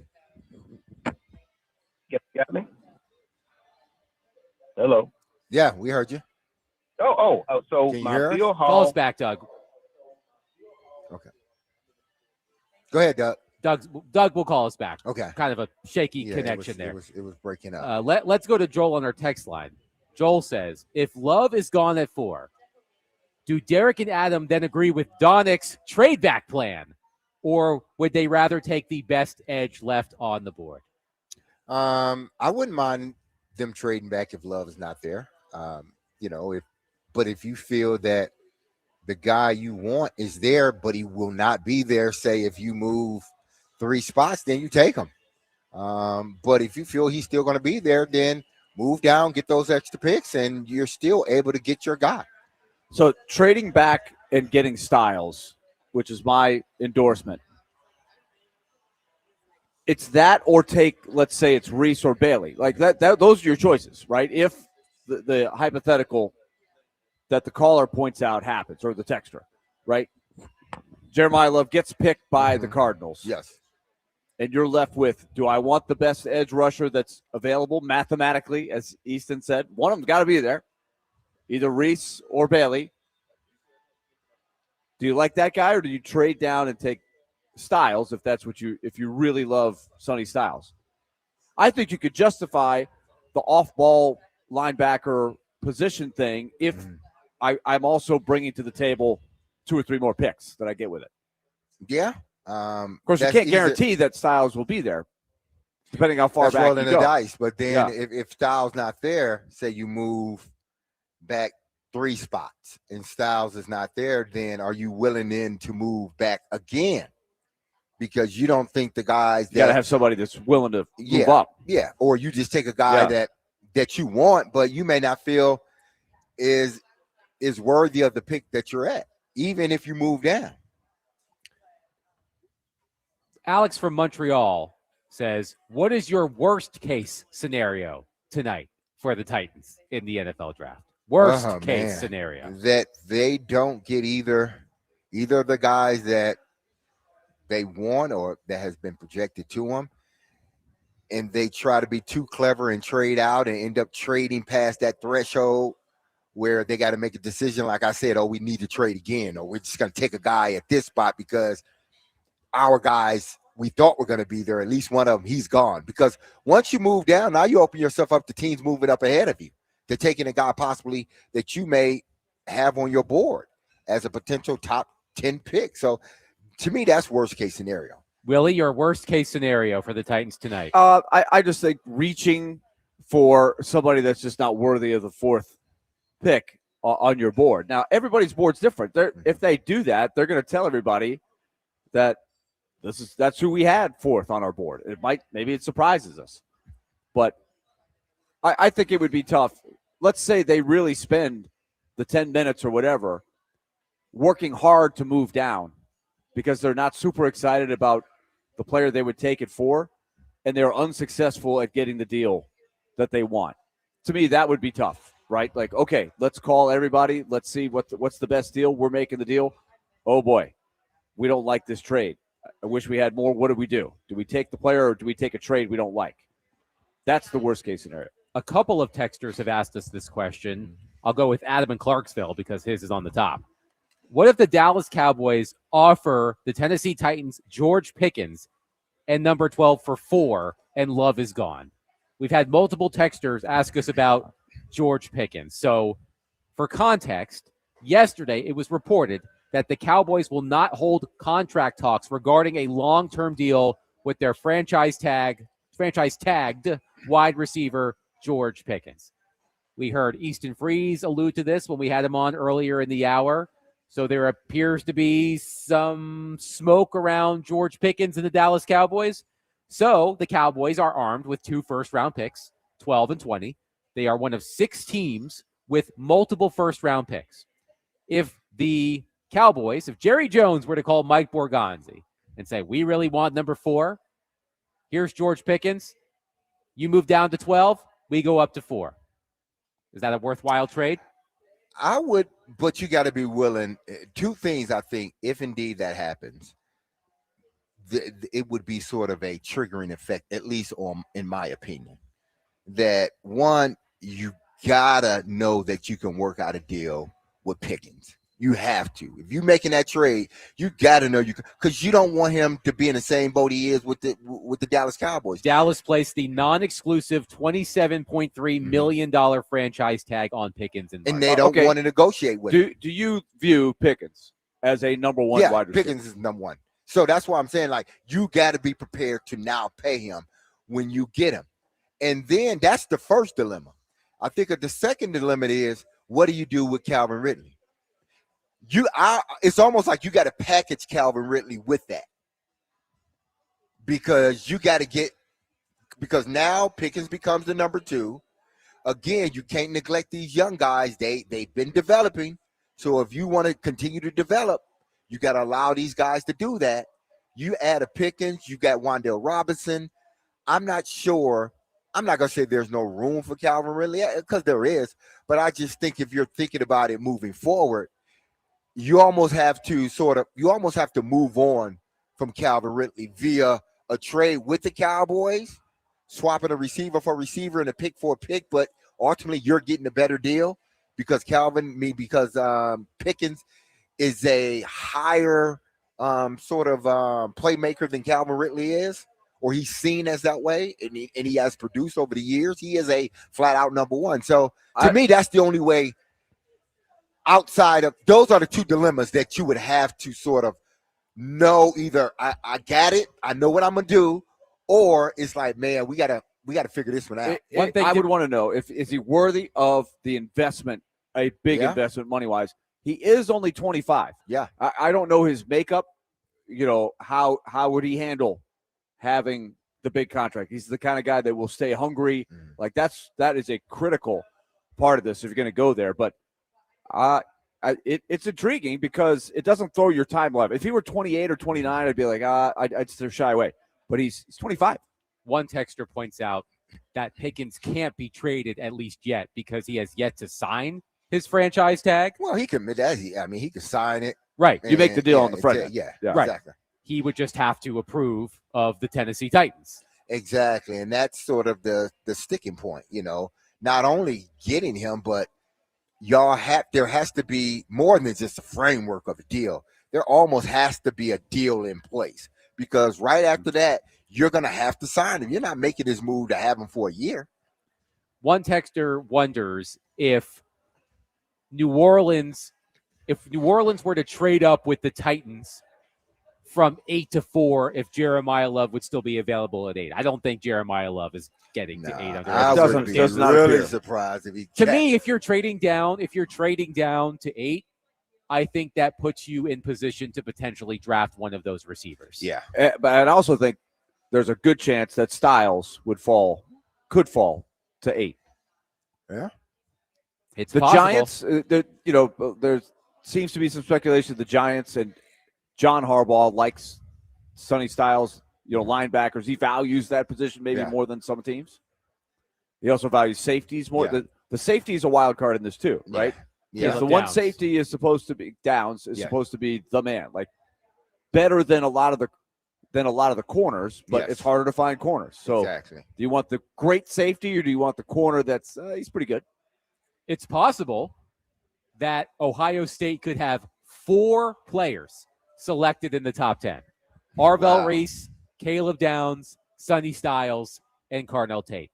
I hate to tell you this, Derek, but if all 4 of those players go in the top 10, it would match Michigan State in 1967 as the only other instance of 4 players from the same school going in the top 10. Michigan. As long as it was not Michigan, I'm good.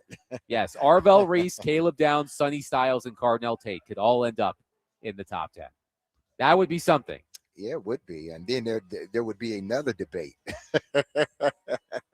Now, here, let's quickly touch on this because this is something that comes up with George Pickens. Skyler says you don't get rid of Brownlee and Sweat and then bring in Pickens. He has personality issues. Yeah, and that's another thing. I mean, him, and that's he got admittedly Pittsburgh traded him because of what was going on. I remember the stuff in Pittsburgh. Yes. Admittedly, I wasn't watching super closely in Dallas, so I don't know if those personality issues are still a thing. He had issues in Pittsburgh. Now he went to Dallas. Everything was fine. There was no issues. But you got to understand this. He was on a contract here. What happens when he has gotten his money? Will he revert to, being more than a diva? Because every receiver has diva in them. But it seems like he's went overboard at times. Now, again, last year you didn't hear peep about him. He went out there and he proved he was the best receiver on their team last year. And I love CeeDee Lamb, but he was the best receiver on their team last year. But they just can't trust that he's going to be, a team guy. 615-737-1025, Derek Mason. We're giving you the hour off, my friend. You're going to be on the air at 6 p.m. with Chase McCabe and Big Joe Dubin as part of our draft night coverage. You see those seats over there outside? I do. On the patio, those nice seats. People come out and join on the front patio. Do you call it a patio out front? I guess you would. It's a patio. Front, front patio.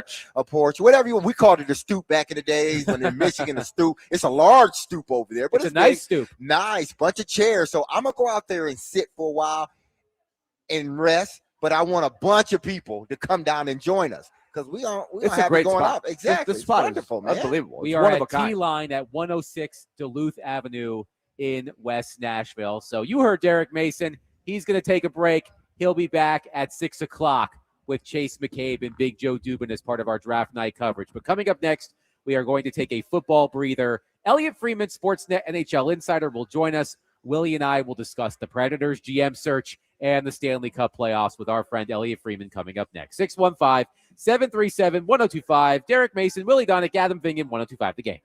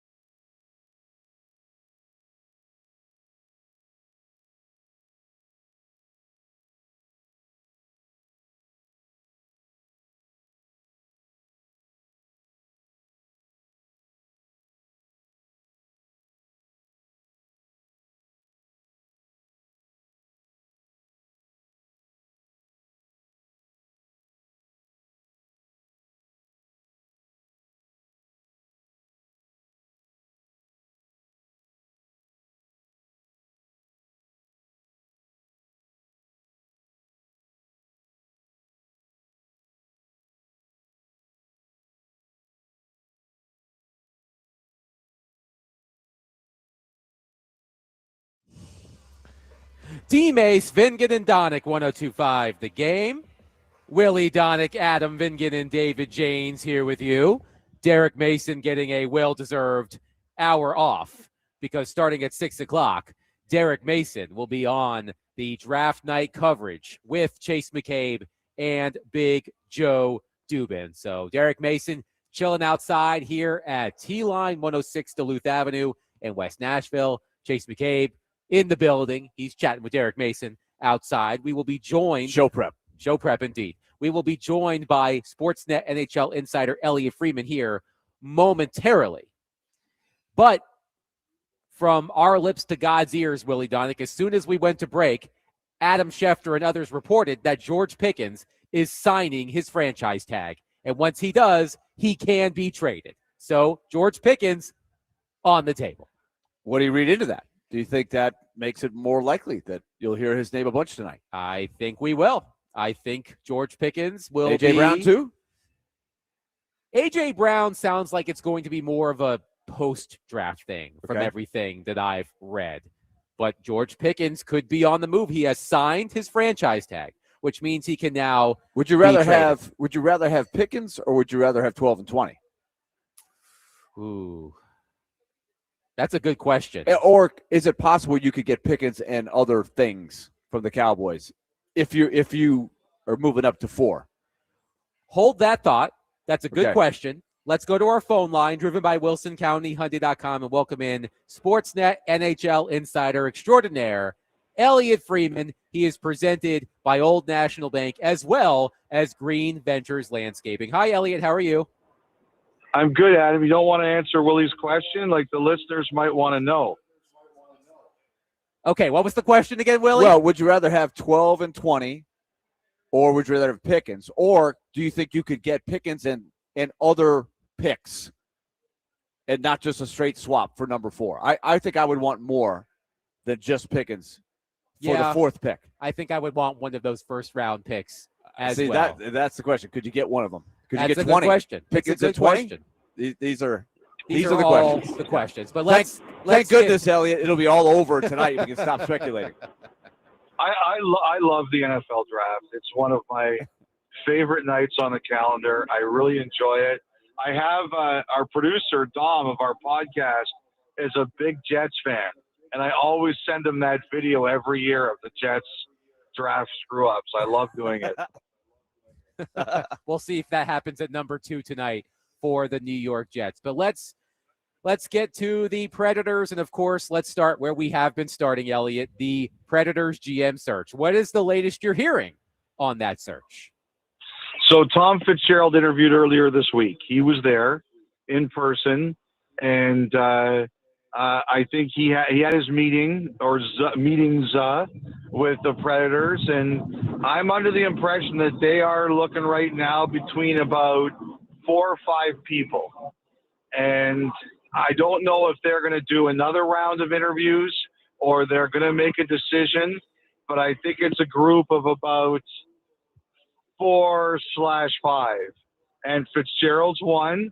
I still think Brett Peterson is one.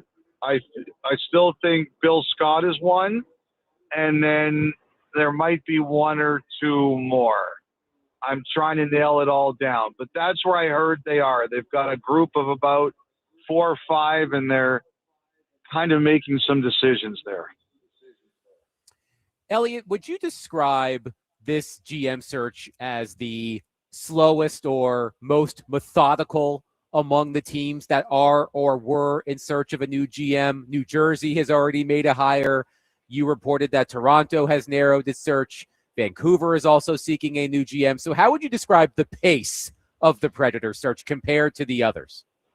I don't have a problem with it. To me, Adam, at the end of the day, only one thing matters. Do you get the right person? Do you feel that you get a person who makes a positive difference and sets a good direction for the Nashville Predators in the future? If you have to wait a little bit longer to do it, I don't have an issue with that at all. I think this.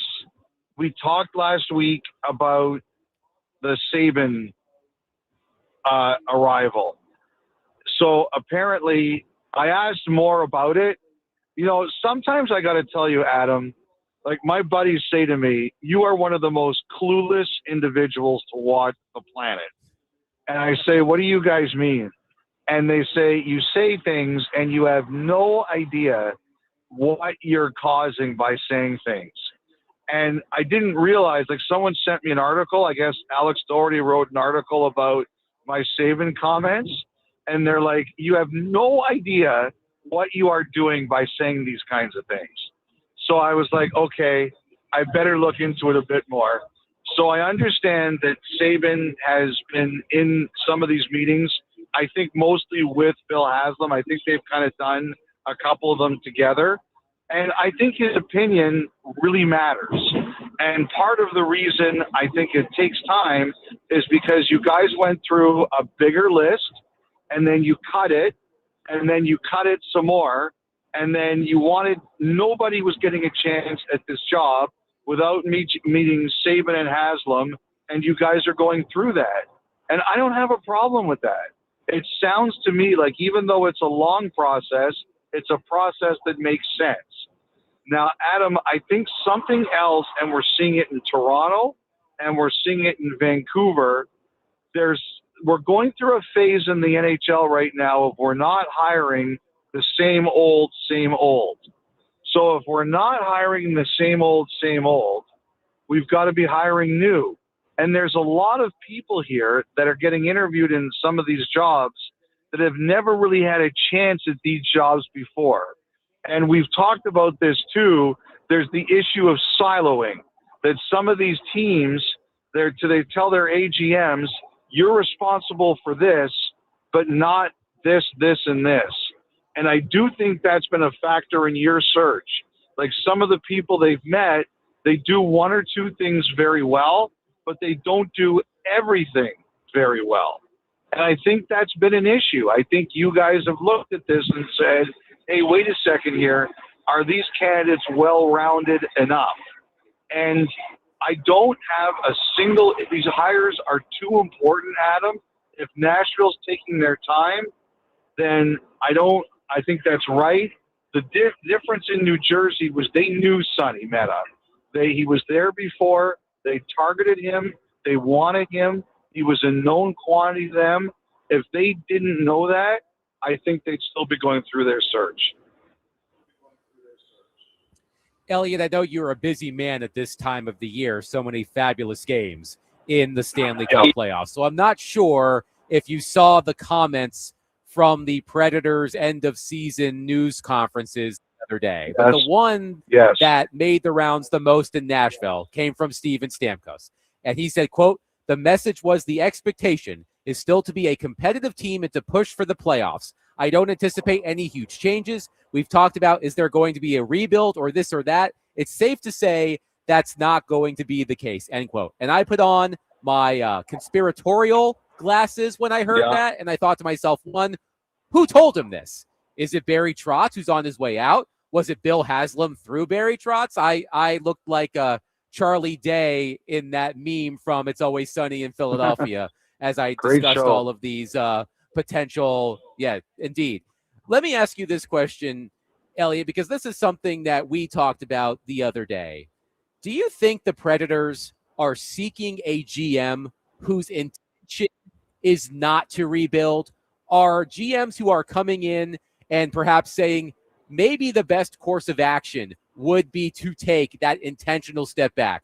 Are those GM candidates either being disqualified or put lower on the list? Are the Predators looking for a GM who is telling them what they want to hear, basically, is what I'm asking? No, you know what?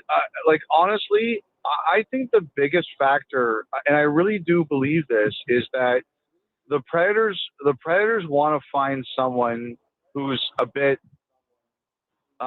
fresh, like not somebody who's been around like a long time as an executive. And I think all the teams are doing this, right?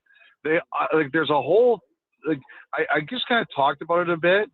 There seems to be a thing in the NHL right now. We're not hiring the same people. We want to find someone new. And I think the reason, Tom Fitzgerald, he's had one job. It's not like he's been around 1,000 years as an executive. But I think one of the reasons Fitzgerald came into the process is because they looked at some of the newer guys and said, some of these guys don't have enough experience yet. So I don't think it's about rebuild or tear down right now for you guys. I think it's more about, can we find someone who's got fresh ideas, won't attack things the same way that maybe we've always done it in the past, but still has some experience in the position already. I think that's more important to you guys than rebuild or tear down. It's, are there other ways of doing business that can be successful that have not been part of the Predators organization before?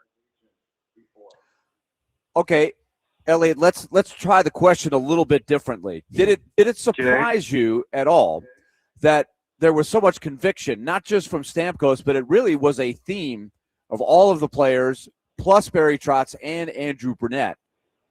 They all said basically the same thing that Adam just quoted from Steven Stamkos.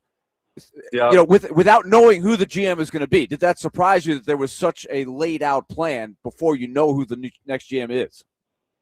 Yes, it did a bit. I'm still doing my work into it, I'll be honest. I'm trying to find out exactly. Like, one of the real challenges is that the Predators really aren't talking right now, as you guys know, until they get the new GM hired. So there is a bit of a challenge with that. But the thing is, like, if you would have asked me this 40 or 45 games into the season, I would have said I was extremely surprised. But you know what happened after that, right? They made a charge and almost made it. And when you get there, you'd rather be in a position where you think you can make the playoffs rather than not make the playoffs. 40 games into the season, you guys didn't think you were making the playoffs. 82 games into the season, you almost got there. So what it says to me is that what you guys saw in the back half of the season, your ownership wants that rather than the alternative. Do you think that whoever they hire will have some leeway to hire support pieces to go along with your theory of you really need people around you that excel in certain areas, whether it be analytics or contracts, et cetera, where you're delegating? Do you think this person will be able to bring 2 or 3 people in? What are you hearing along those lines? Well, I'll tell you this. I did have one candidate who told me that they were left with the distinct impression. It's somebody who's no longer a candidate for the job, I believe. I did have one person who told me that he was under the impression that if the Predators were going to be spending lots of money, it would be on several people or different resources as opposed to one individual person. So I think that's a yes. You know, one name in particular I thought of, and I think it's been reported out there. I'm sure you've had your thoughts on this, but it's really intriguing because he lives in Nashville. But Ryan Getzlaf, those battles between the Ducks and the Predators, man, they were vicious. They were unbelievable, as you know. And so thinking about him in the front office is really interesting. But he's the type of outside personality that might be a really fresh perspective in there. What do you hear about him? Well, I'll tell you this, so Kevin Bieksa, who we all know loses fights in Nashville, I will never let him think he won that. But Kevin Bieksa is really tight with Ryan Getzlaf. They're very good friends, and they played together in Anaheim. I've dealt with Getzlaf over the years. I don't know him, obviously, as well as Kevin does. Kevin has told me that Getzlaf would like to get involved. He would like to be more involved. He's working with the league right now. I think he'd like to work with the team. He does not fit what Nashville is looking at in a general manager right now. They want someone who has either been an NHL GM or an AHL GM. someone who has spent time being involved really intimately in the running of a team. Ryan does not qualify for that, but I think he would like to learn. I think he would like to be part of a front office. I think he would eventually like to be a GM. So I could see the possibility where he potentially joins a team like Nashville in the front office and learns the role. I think he's really smart. I think he can help. I think he would be a good hire for a team. All right, let's switch gears and go on the ice for a second here. What's the most intriguing series to you so far? There's a lot of tough choices here to pick one, but because I find the other night there were 4 games going on at the same time, and I was losing my mind going, which channel do I watch? How do I flip to all these games? So what's the one that's jumping out to you? Well, I got to tell you, like that one between Minnesota and Dallas, it's like felony murder out there. It's crazy. Like what a series.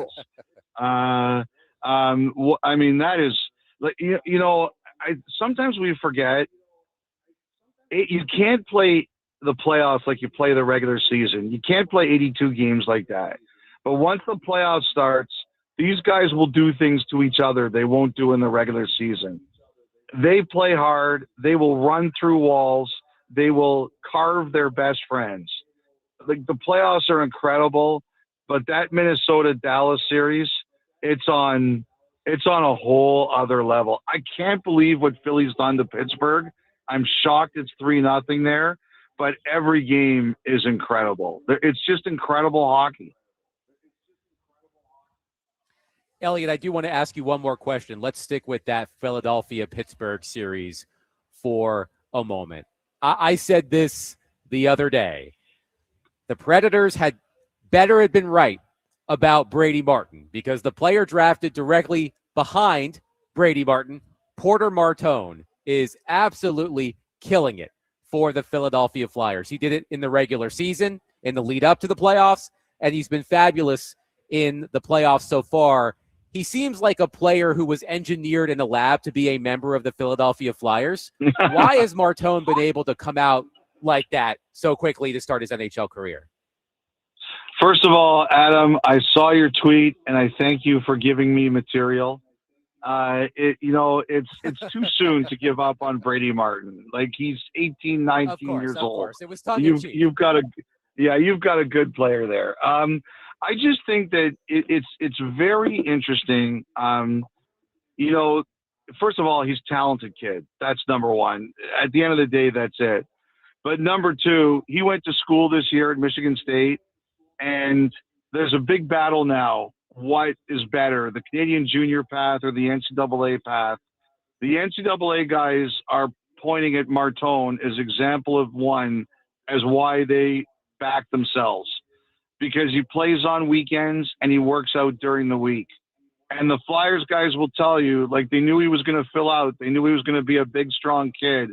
But the difference between where he was a year ago and where he is now, he has begun the process of going from boy to man. He's a really talented player. He's got attitude, swagger.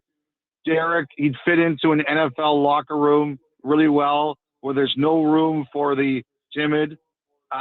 But the bottom line is his body's come a long way in a year and he's stronger and he'll have his challenges and he'll have his down moments, but he was more ready for this than he was a year ago. Elliotte Friedman, Sportsnet NHL Insider, has been our guest on D-Mays, Vingen, and Donick. He joins us every Thursday during hockey season, and he is presented by Old National Bank and Green Ventures Landscaping. Elliotte, as always, a pleasure. Enjoy the games tonight. Maybe you'll see some of the NFL draft, but either way, enjoy it all. Good luck to the Titans. Speak to you guys later. 615-737-1025. Yes, Elliotte. I mean, not Elliotte. You're not Elliotte. You're Willie. I noticed you didn't point out that Brady Martin did score a goal for the Admirals in his first game. Congratulations to Brady Martin. All your worrywart stuff about it. Well, to be clear, scoring a goal in the American League playoffs is different than scoring game-winning goals in the Stanley Cup playoffs. But I do see your point, and you are right. Brady Martin did score his first pro goal. Everybody grows at a different rate. And the thing I want people to know about Brady Martin is one of his best attributes is his physicality, playing through people.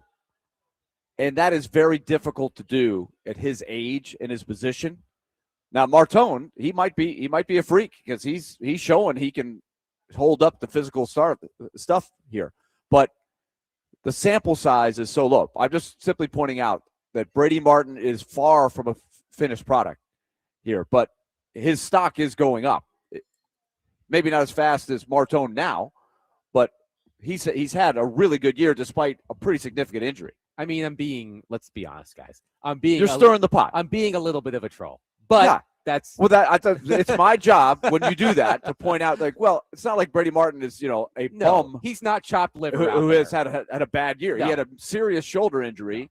He had a great World Juniors. He did make a debut in the NHL, and now he's in Milwaukee, healthy and doing well. We'll see. The Admirals won the first game.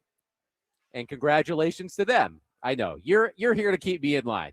615-737-1025. Don't you forget it. We'll get back to the NFL draft. We'll take your reaction. The first round, thankfully, is almost here. Remember, at 6 p.m., Derek Mason, Chase McKay, Big Joe Dubin hosting our draft night coverage here at T-Line in West Nashville. 615-737-1025. Willie Donick, Adam Vingan, 1025 The Game.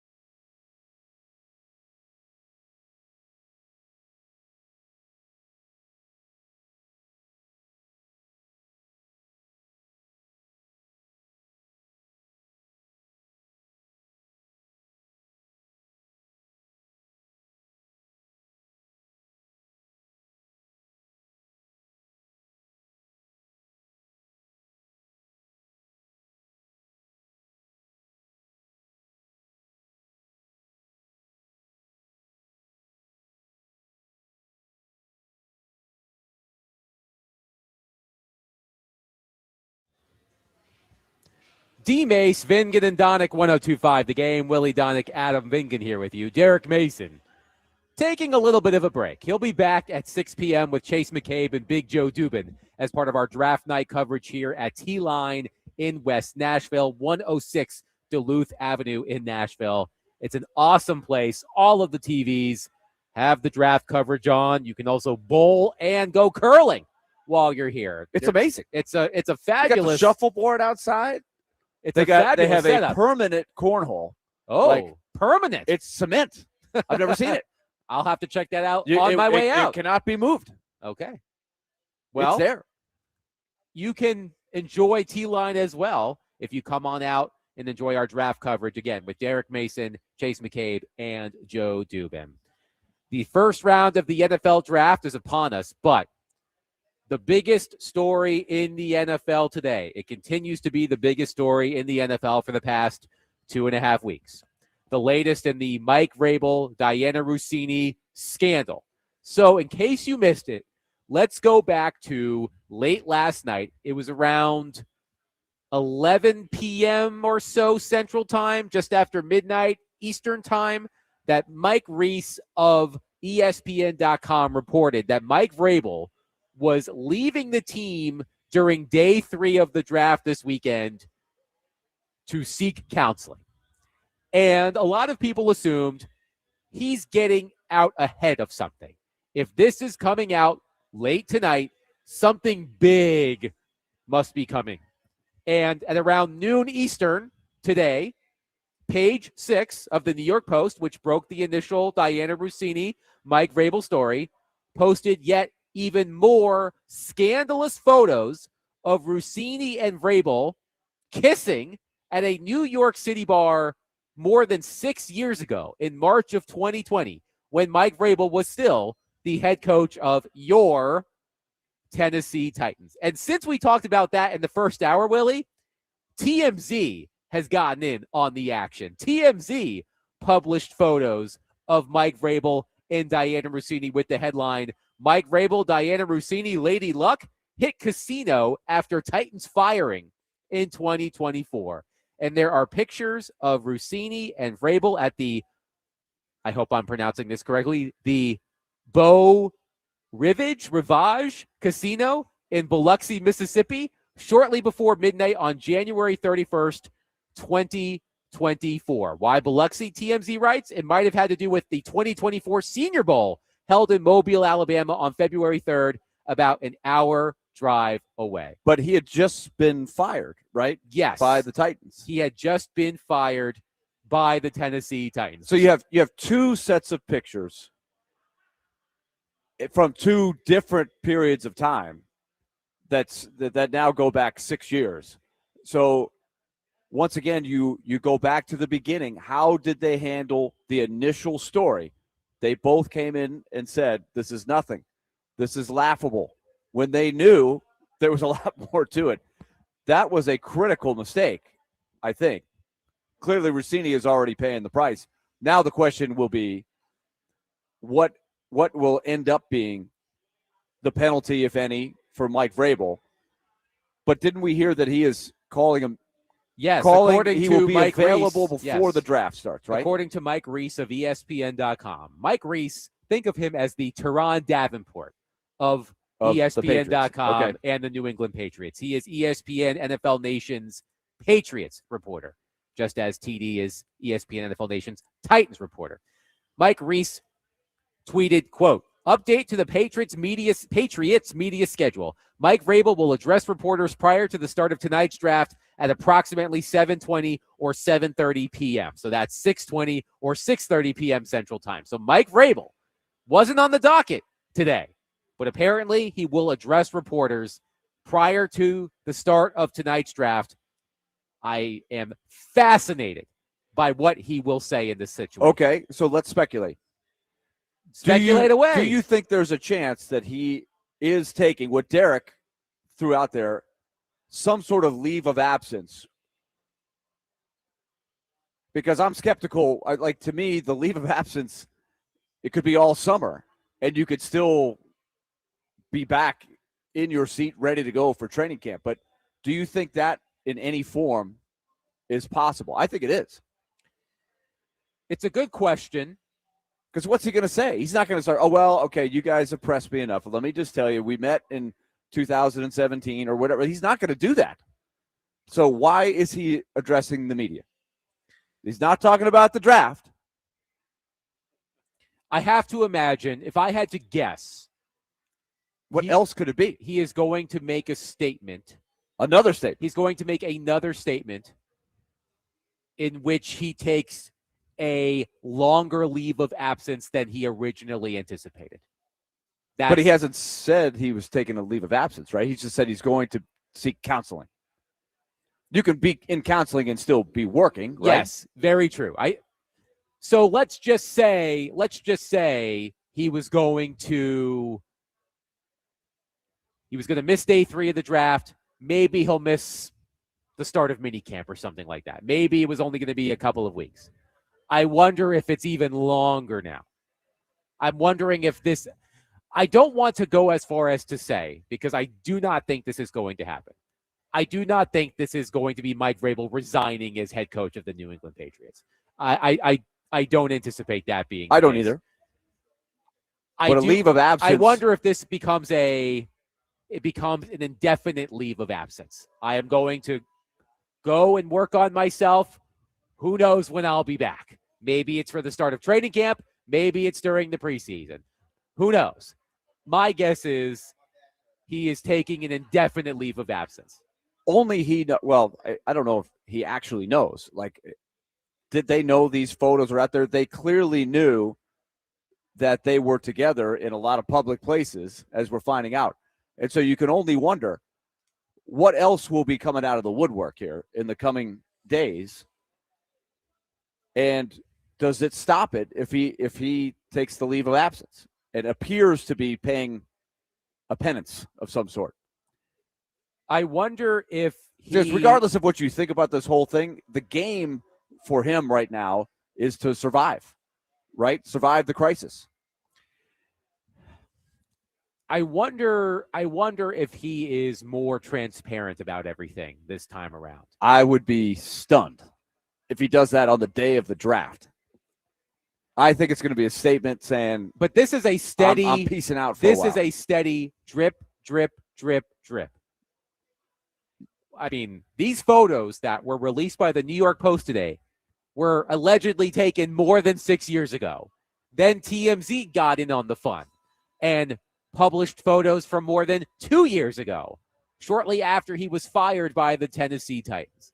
So clearly, there are people all over the place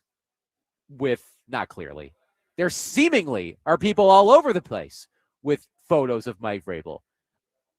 I'm wondering if something else is coming. Maybe he's trying to get out ahead of that. Or my initial guess is he is going to take an indefinite leave of absence as head coach of the New England Patriots. That would be my guess. And do you think he will be a little bit more contrite when he does that? I'm curious, because to do this on the day of the draft, it would be easy for him to slip into the, I'm only answering questions on our first round pick. This is not about me, etc. He could dodge this because this is the draft. So the other angle, I'm wondering, how much is ESPN going to weave this into their coverage? Because that they've been planning for months and months how they're going to cover a draft, and when you go to table A and when you go to table B and all the different panels they have. You got Kirk Herbstreit over there. You got Nick Saban over there. You got your Mel Kiper group. It's a huge operation. So how do you weave in this story, which is a story that people are talking about? And ESPN, other than reporting on the major developments, such as Rousini resigning and Mike Vrabel's statement the other day, Ben Strauss, their media reporter, wrote a big story about it about a week ago. But outside of that, I don't think I've seen any coverage of this story on ESPN television. I've seen it on ESPN.com. I haven't, unless I'm missing something. I have not seen First Take or Get Up or Sports Center or any of the major programs on ESPN discuss this situation. But if Mike Vrabel, I hadn't thought about that, but if Mike Vrabel in about an hour comes out and says, I am taking an indefinite leave of absence from the New England Patriots, there is no way you can avoid that story. You have to talk about that on ESPN if that happens. That is a major story with significant implications on the reigning AFC champions. So I will be interested to see if that's what happens with Vrabel, how ESPN television handles it. Because, again, unless I'm missing something, because I don't watch ESPN 24/7, unless I'm missing something, it has not been covered on ESPN television. I mean, I saw it on the Today Show earlier today, or maybe it was yesterday. I walked downstairs. My wife had on the Today Show. They were talking about it on the Today Show. So it's getting traction. So I do wonder what ESPN does. The other question that Derek asked earlier, which is a good question, I'm just going to leave it on the table as we go to the break, is did Amy Adams Strunk or Titans people have awareness of this relationship, and did it influence their decisions at all in the closing months of Mike Vrabel's tenure? Did it influence them as to whether to let him go or not? 615-737-1025. We will take your thoughts on the latest in the Mike Vrabel scandal. I have come up, you know how you come up with cute names for scandals? I do think so-and-so gate is incredibly overused. So the one I've landed on is itsy bitsy teeny weeny yellow polka dot Rousini. I got some laughs at T-Line. Itsy bitsy teeny weeny yellow polka dot Rousini. 615-737-1025. Willie Donick, Adam Vingan, 1025 The Game.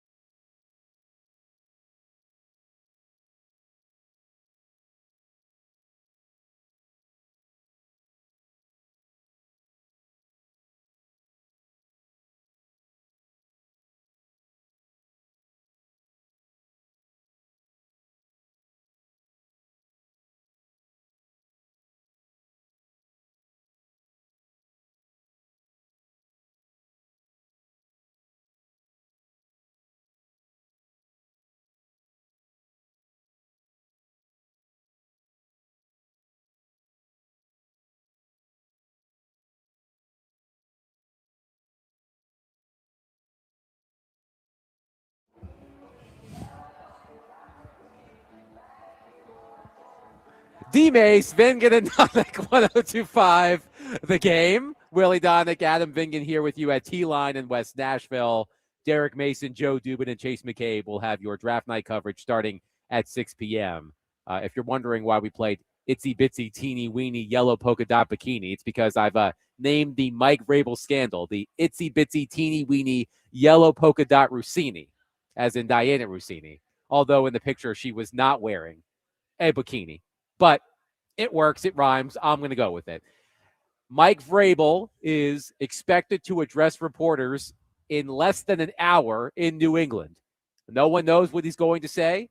My guess is that he will take an indefinite leave of absence. He will be announcing that he is taking an indefinite leave of absence from the New England Patriots. And if that happens, I mean, look, we said this at the beginning of the show, Willie.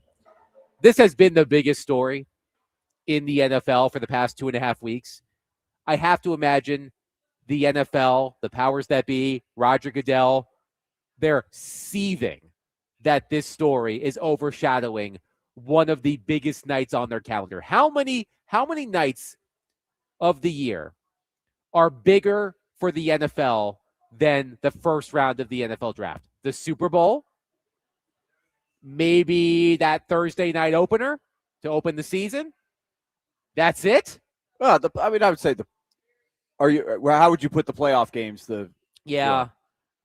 Outside of playoff games. Yes.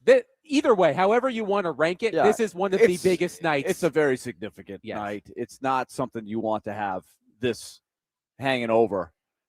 So it just strikes me that there has to be something significant, because for him to go do what he did earlier this week and just give the statement that was clearly insufficient, he's not going to just repeat that tonight. There has to be something more to give him reason to go do this.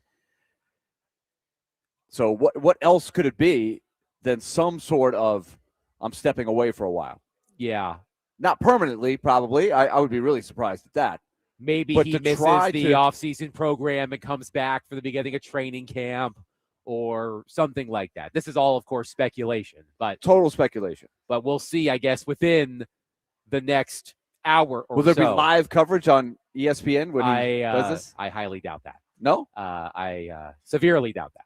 But again, if Mike Vrabel does do what we are speculating, if he does step down or take an indefinite leave of absence, I should say, ESPN absolutely needs to talk about it.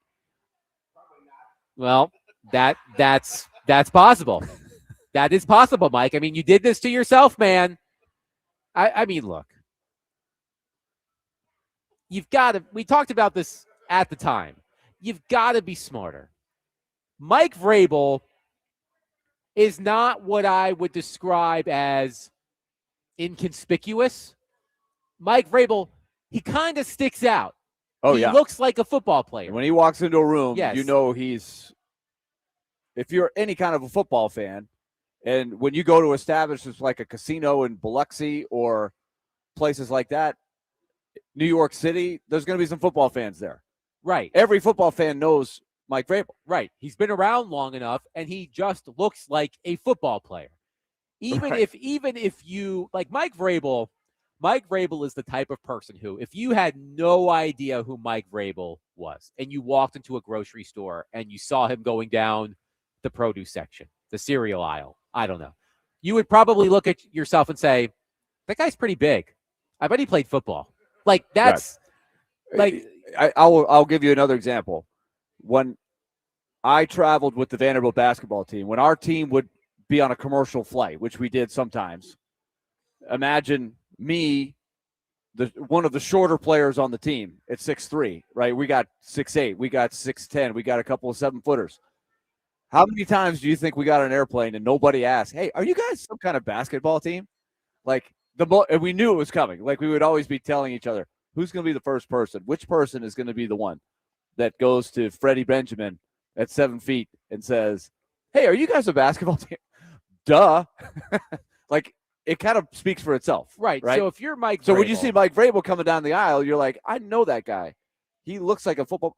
Is he a football? He's got to be. He's got to be. My point is, if you're Mike, You're not Vrabel, you're not under the radar. You're not stealth. right? Like, what are you thinking, my man? Like, the photos at the Arizona resort, the photos at the New York bar, the photos at the Biloxi casino.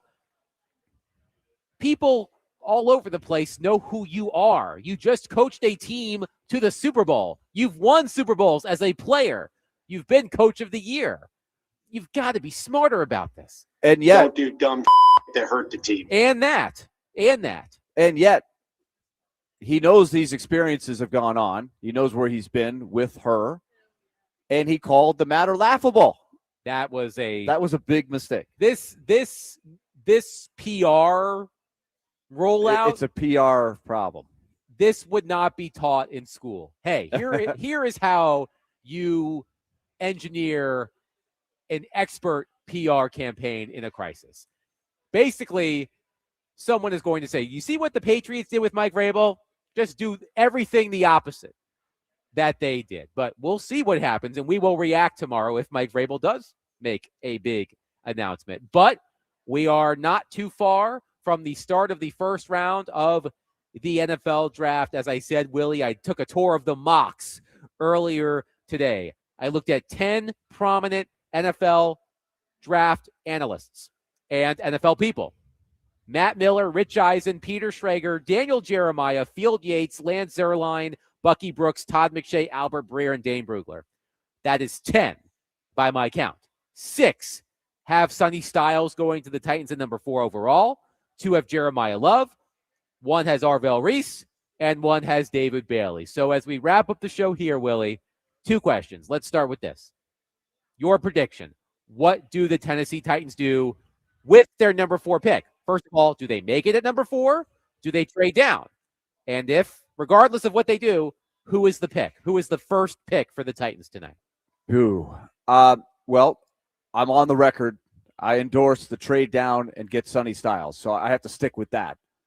If they make the pick at 4 and Love doesn't go at number 3, I think they take Love if they make the pick at 4. If the Cardinals get Love and they are left with the choice of either Reese or Bailey, then I think they'll take one of those two. If that would be the pick at 4. But I honestly do believe the Albert Breer theory that they're shopping around to see what they can do to move down and get extra picks. This team still needs depth. They need more picks to speed up the roster building. And so I think Sonny Styles is a guy maybe you can gamble that might slide down because of his position, that maybe you really like him, but you could get him at 7, 8, 9, somewhere in there and get yourself a couple more picks. I like that idea. I want the Titans to draft Jeremiah Love at number 4. Because you're on the Love train. I am on the Love train. My prediction is Jeremiah Love does indeed go at number 3. And Really? Yes. And the Titans select whichever edge does not get chosen at number 2. Arvell Reese or David Bailey. That will be my prediction. I don't think Sonny Styles is going to be the pick. I'm not sure Jeremiah Love is going to be available. You're buying in. You don't think it's a smokescreen that the Cardinals it could be. Suddenly have put out there. We might take Jeremiah Love. It doesn't make a lot of sense to me on the surface. You're buying it though. But I'm going to buy it in this situation. I'm going to buy it. Okay. And say it's going to be one of the edge rushers, either David Bailey or Arvell Reese. Easy for me to say. A couple of other things I'm going to be watching for tonight. Will Ruben Bain slide between the short arms and that report about the fatal car accident? No. Does he slide? And if he does, how far does he go? I'm also interested to see where Ty Simpson ends up.